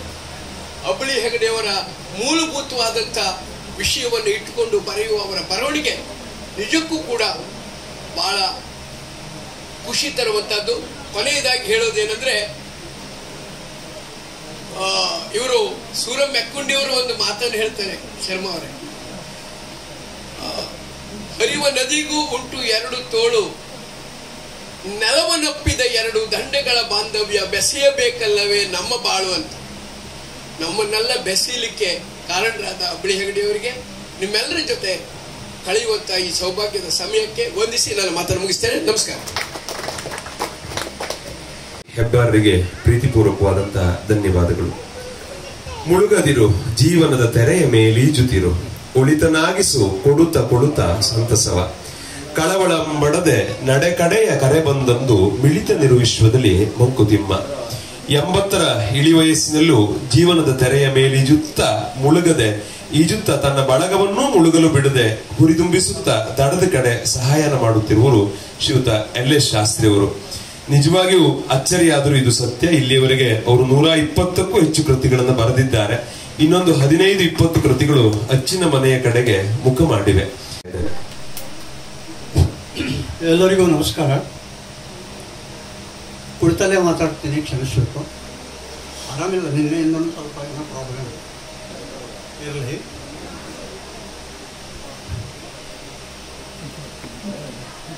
ನಾನು ಬೆಳಗಾವಿಯಿಂದ ಬಂದೆ. ಅಬ್ಬು ಅವರು ಕಿನ್ನಿಗೋಳಿಯಿಂದ ಬಂದರು, ಮಂಗಳೂರಿಂದ ಬಂದರು, ಬೆಂಗಳೂರಿಂದ ಗೋಕರ್ಣದಿಂದ ಬಂದರು. ಈ ಎಲ್ಲರನ್ನ ಒಟ್ಟುಗೂಡಿಸಿ ಒಂದೇ ರೀತಿಗೆ ಇಲ್ಲಿ ತಗೊಂಡಿದ್ದು ನೋಡಿದರೆ ಹುಬ್ಬಳ್ಳಿ ಅಗಡಿಯವರ ಅಮ್ಮನವರ ದೇವಿ ಮಹಾತ್ಮೆ ಕಾಣಿಸ್ತಾ ಇಲ್ಲ. ಇಲ್ಲದಿದ್ದರೆ ಅಸಾಧ್ಯ. ಕಪ್ಪೆ ಹೇಳೋದು ತುಲಾವಾರ ಮಾಡಿದಂಗೆ ಇದು. ನಮ್ಮನ್ನೆಲ್ಲ ಒಂದೇ ಡೇಟಿಗೆ ಬಹುಶಃ 6 ತಿಂಗಳ ವರ್ಷ ಗುದ್ದಾಡಿದ್ದಾರೆ ಅದ್ರ ಸಲುವಾಗಿ. ಅವರು ಒಂದೇ ಡೇಟ್ ತಗೊಳ್ಳೋದು, ಒಬ್ಬರಿಗೆ ಅನುಕೂಲ ಆದಾಗ ಇನ್ನೊಬ್ಬರಿಗೆ ಇಲ್ಲ, ಇನ್ನೊಬ್ಬರ ಅನುಕೂಲ ಆದಾಗ ಮತ್ತೊಬ್ಬರಿಗೆ ಈ ಪರಿಸ್ಥಿತಿ. ಆದರೂ ನಾವು ಬಂದಿದ್ದೇವೆ ಎಲ್ಲ ಒಟ್ಟಾಗಿ. ಭಾಷಣ ಮಾಡೋ ಚಟಕ್ಕಾಗಿ ಅಲ್ಲ, ಬಂದಿದ್ದಕ್ಕಾಗಿ ಭಾಷಣ ಮಾಡ್ತೀವಿ ನಾವು ಅಷ್ಟೇ. ಯಾಕೆಂದರೆ ಹುಬ್ಬಳ್ಳಿ ಅಗಡಿಯವರ ಪ್ರೀತಿ ವಿಶ್ವಾಸ ನಮ್ಮನ್ನು ಅಲ್ಲಿ ಎಲ್ಲರನ್ನ ಇಲ್ಲಿ ಒಂದೇ ವೇದಿಕೆಯಲ್ಲಿ ಒಟ್ಟುಗೂಡಿಸಿದೆ. ಆ ಪ್ರೀತಿಯ ಕರೆ, ಬಹಳ ಆತ್ಮೀಯವಾದ ಅವರ ಒಂದು ನಡೆನುಡಿ, ಇವೆಲ್ಲ ನಾವು ಈಗ ಅನುಭವಿಸಿದ್ದೇವೆ. ನಾನಾಗಲಿ ಇವರು ಹಬ್ಬು ಅವರಾಗಲಿ ಎಲ್ಲ ಪರಿಚಿತರಾದದ್ದು ಫೇಸ್ಬುಕ್ ಮೂಲಕವೇ. 6-8 ವರ್ಷಗಳಿಂದ ನಾವು ಪರಸ್ಪರ ಮಾತಾಡ್ತಾ ಇದ್ದೇವೆ ಫೇಸ್ಬುಕ್ಕಲ್ಲಿ. ಆದ್ದರಿಂದ ನಾನು ಫೇಸ್ಬುಕ್ಕಲ್ಲಿ ಅವರ ಬರೆಹಗಳನ್ನು ಗಮನಿಸ್ತಾ ಬಂದೆ. ಹುಬ್ಬಳ್ಳಿ ಅಗಡಿಯವರು ಕವನಗಳು ಬಂದು, ಹನಿಗವನಗಳು, ಭಾಳ ಸೂಕ್ಷ್ಮವಾದ ತೀಕ್ಷ್ಣವಾದ ಹನಿಗವನಗಳು ಅವರು ಬರೀತಾರೆ. ಹಾಗೆಯೇ ಗುಂದ ಮತ್ತು ಅಮ್ಮನವರು ಸಹ ಅದರೊಳಗೆ ಭಾಗಶಃ ಬಂದಿದೆ. ಇವನ್ನೆಲ್ಲ ನೋಡಿದಾಗ ಅವು ಪ್ರಕಟವಾಗಬೇಕು ಅಂತ ಅನಿಸ್ತು ನನಗೆ. ಓದುಗರ ಕೈಗೆ ಇವು ಹೋಗಬೇಕು. ಕೇವಲ ಫೇಸ್ಬುಕ್ಕಲ್ಲೇ 4 ಮಂದಿ ಓದಿದರೆ ಸಾಲದು ಅಂತ ಅವರಿಗೆ ಒತ್ತಾಯ ಮಾಡಿ ಅಂತೂ ಪ್ರಕಟಣೆಗೆ ಅವನ್ನೆಲ್ಲ ಅಣಿಗೊಳಿಸುವ ಕೆಲಸವನ್ನು ಮಾಡಿದೆ. ನಿಜ, ನಾನು ಹುಬ್ಬಳ್ಳಿ ಅಗಡಿಯವರು ಒಬ್ಬರನ್ನೇ ಅಲ್ಲ, 300-400 ಬರಹಗಾರರ ಪುಸ್ತಕಗಳು ಹೊರಬರುವುದಕ್ಕೆ ನೆರವಾಗಿದ್ದೇನೆ. ಕಾರಣ ಏನು ಅಂದರೆ, ನನ್ನ ಹಿರಿಯರು ನನ್ನನ್ನು ಬೆಳೆಸಿದ್ದಾರೆ. ಹಿರಿಯರಾದ ನಾವು ನಮ್ಮ ಮುಂದಿನವರನ್ನು ಬೆಳೆಸಬೇಕಾದ್ದು, ಇತರರನ್ನು ಬೆಳೆಸಬೇಕಾದ್ದು ನಮ್ಮ ಕರ್ತವ್ಯ, ನಮ್ಮ ಧರ್ಮ ಅಂತ ನನ್ನ ಭಾವನೆ. ನಾನು ಬೇಂದ್ರೆಯವರಂತಹ ದಿಗ್ಗಜರಿಂದ ದೀಕ್ಷೆಯನ್ನು ಪಡೆದವನು. ಅನಕ್ರ, ಬೇಂದ್ರೆ, ಕಾಯ್ಕಿಣಿ, ಯಕ್ಕುಂಡಿ, ಅಕ್ಬರ್ ಅಲಿ, BH ಶ್ರೀಧರ್ ಇವರೆಲ್ಲ ನಮ್ಮನ್ನು ಬೆಳೆಸಿದ್ದು, ಪ್ರೋತ್ಸಾಹ ಕೊಟ್ಟು, ಪಾಂಡೇಶ್ವರರು ವಿಶೇಷವಾಗಿ ಚಲೋ ಬರೀತಿ ಲಕ್ಷ್ಮೀನಾರಾಯಣ ಬರೀ ಅಂತ ಬೆನ್ನು ಚಪ್ಪರಿಸಿ ಪತ್ರಿಕೆಯಲ್ಲಿ ಚೆನ್ನಾಗಿಲ್ಲದೆ ಇದ್ರೂ ಅದನ್ನು ಪ್ರಕಟಿಸಿ ನಮ್ಮನ್ನು ಪ್ರೋತ್ಸಾಹಿಸಿದವರು ಆ ಹಿರಿಯರು. ಹಾಗಾಗಿ ಈಗಾಗಲೇ ಪುಸ್ತಕದ ಬಗ್ಗೆ ಸಾಕಷ್ಟು ಮಾತಾಡಿದ್ದಾರೆ. ಮಾತಾಡಬೇಕು ಅಂತ ನನಗೂ ಇತ್ತು, ಆದರೆ ಏನು ಸಣ್ಣ ಪ್ರಾಬ್ಲಮ್ಮು, ಸ್ವಲ್ಪ ದೈಹಿಕವಾದಂಥ ದೃಷ್ಟಿಯಿಂದ ಮಾತಾಡಲಿಕ್ಕೆ ಸ್ವಲ್ಪ ಸಮಸ್ಯೆ ಆಗ್ತಾಯಿದೆ. ಅದಕ್ಕೆ ನಾನು ಹೆಚ್ಚು ಈಗಾಗಲೇ ಸಾಕಷ್ಟು ಜನ ಮಾತನಾಡಿದ್ದಾರೆ. ಇನ್ನು ಯಾವಾಗ ಕರೆಸ್ತೀರಿ ಹೇಳ್ರಿ ನಮ್ಮನ್ನು, ನಿಮ್ಮ ಮುಂದೆ. ಅದೇ ಎಲ್ಲ ಬರೆಹಗಾರರು ಹೀಗೆ ಅವರವರ ಹಳ್ಳಿಯಲ್ಲಿ ಅವರವರ ಮನೆಯಲ್ಲೇ ಇದು ಮಾಡಿದರೆ ಎಷ್ಟು ಚಲೋ. ನಮಗೆ 108 ಹಳ್ಳಿಗಳನ್ನು ನೋಡಲಿಕ್ಕೆ ಅವಕಾಶ ಆಗ್ತದೆ. ನಾನೇ ಒಂದು 300 ಪುಸ್ತಕ ಬಿಡುಗಡೆ ಮಾಡಿ 3000 ಪುಸ್ತಕ ಬಿಡುಗಡೆ ಮಾಡಿದ್ದೇನೆ. ಆದರೆ ಅಷ್ಟು ಹಳ್ಳಿಗಳನ್ನು ನೋಡ್ಲಿಕ್ಕೆ ಆಗ್ತಿತ್ತಿಲ್ಲ. ಅಷ್ಟು ಪ್ರದೇಶಗಳು, ಹೊಸ ಪ್ರದೇಶಗಳು, ಹೊಸ ಅನುಭವಗಳು, ಹೊಸ ಜನ, ಅವರ ಆತ್ಮೀಯ ಒಡನಾಟ ಎಲ್ಲ ಸಿಕ್ತಿತ್ತಲ್ಲ ನಮಗೆ. ಎಲ್ಲೋ ಒಂದು ನಗರದಲ್ಲಿ ಒಂದು ಸಣ್ಣ ಸಭಾಗೃಹದಲ್ಲಿ ಯಾಂತ್ರಿಕವಾದಂತಹ ಒಂದು ಕಾರ್ಯಕ್ರಮ. ಇತ್ತೀಚೆಗಂತೂ ಪುಸ್ತಕ ಬಿಡುಗಡೆ ಕಾರ್ಯಕ್ರಮ ಅಂದರೆ ಬೇಸರ ಬರುವಾಗಿದೆ. ನಿಜವಾಗಿ ಇದು ತುಂಬ ಯಾಂತ್ರಿಕ. ಪ್ರೇಕ್ಷಕರು ಹೆಚ್ಚು ಇರೋದಿಲ್ಲ, ಇಷ್ಟು ಇರೋದಿಲ್ಲ ಎಷ್ಟೋ ಸಲ. ಭಾಳ ಒಂಥರ ಅಲ್ಲಿ ಆತ್ಮೀಯವಾದ ಒಂದು ವಾತಾವರಣವೇ ಇರೋದಿಲ್ಲ. ಮತ್ತು ಪುಸ್ತಕಗಳನ್ನು ಕೊಳ್ಳುವವರ ಸಂಖ್ಯೆ ಕಡಿಮೆ ಆಗಿದೆ ಅಂತ ಹೇಳೋರು ಇದ್ದಾರೆ, ಆದರೂ ಪುಸ್ತಕಗಳನ್ನು ಕೊಳ್ಳುವವರು ಇದ್ದಾರೆ. ಅದನ್ನು ವಾದಿರಾಜ್ ಅವರು ಪರಿಣಾಮಕಾರಿಯಾದಂತಹ ಮುಖಪುಟವನ್ನು ಅವರು ರಚಿಸಿಕೊಟ್ಟಿದ್ದಾರೆ. ಪುಸ್ತಕಗಳ ದೃಷ್ಟಿಯಿಂದ ಅದು ಬಹಳ ಮಹತ್ವದ್ದನ್ನೇ. ರಕ್ಷಾಪುಟ ಇಡೀ ಕಾದಂಬರಿಯ ಒಂದು ನೋಟವನ್ನು ಇಲ್ಲಿ ಕಟ್ಟಿಕೊಡ್ತದೆ. ಆ ದೃಷ್ಟಿಯಿಂದ ಹುಬ್ಬಳ್ಳಿ ಮನೆಯವರು ಈ ತಮ್ಮ ಮನೆಯ ಅಂಗಳದಲ್ಲಿ ಈ ನಿಸರ್ಗರಮ್ಯ ವಾತಾವರಣದಲ್ಲಿ ಆಹ್ಲಾದಕರವಾದ ಮತ್ತು ಚೇತೋಹಾರಿಯಾದ ವಾತಾವರಣದಲ್ಲಿ ಈ ಕಾರ್ಯಕ್ರಮವನ್ನು ಇಟ್ಟುಕೊಂಡು ನಮ್ಮನ್ನೆಲ್ಲ ಕರೆದ್ರಲ್ಲ, ಭಾಳ ನಾವು ಅವರಿಗೆ ಕೃತಜ್ಞರಾಗಿರಬೇಕಾಗಿದೆ. ಅಬಳಿ ಹೆಗಡೆಯವರು ಹೀಗೆ ಬರೀತಾ ಹೋಗಲಿ, ಅವರ ಕಾದಂಬರಿಗಳನ್ನು ಹೀಗೆ ನಾವು ಬಿಡುಗಡೆ ಮಾಡ್ತಾ ಹೋಗ್ತೇವೆ.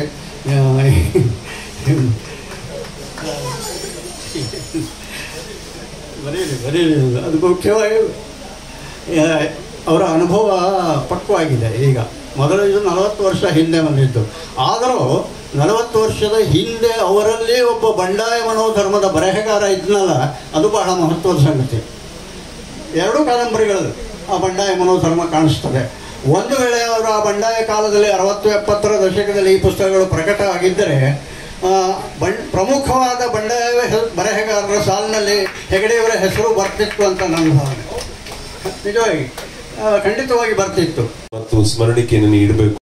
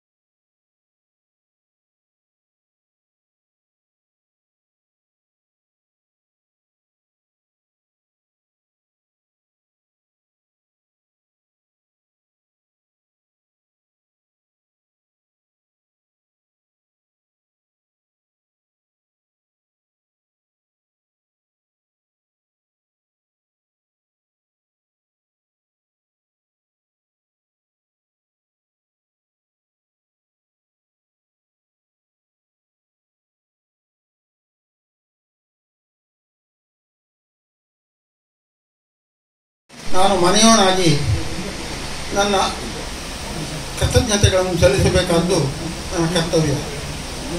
ಅದಕ್ಕಾಗಿ ಮುಂದಾಗುತ್ತಿದ್ದೇನೆ.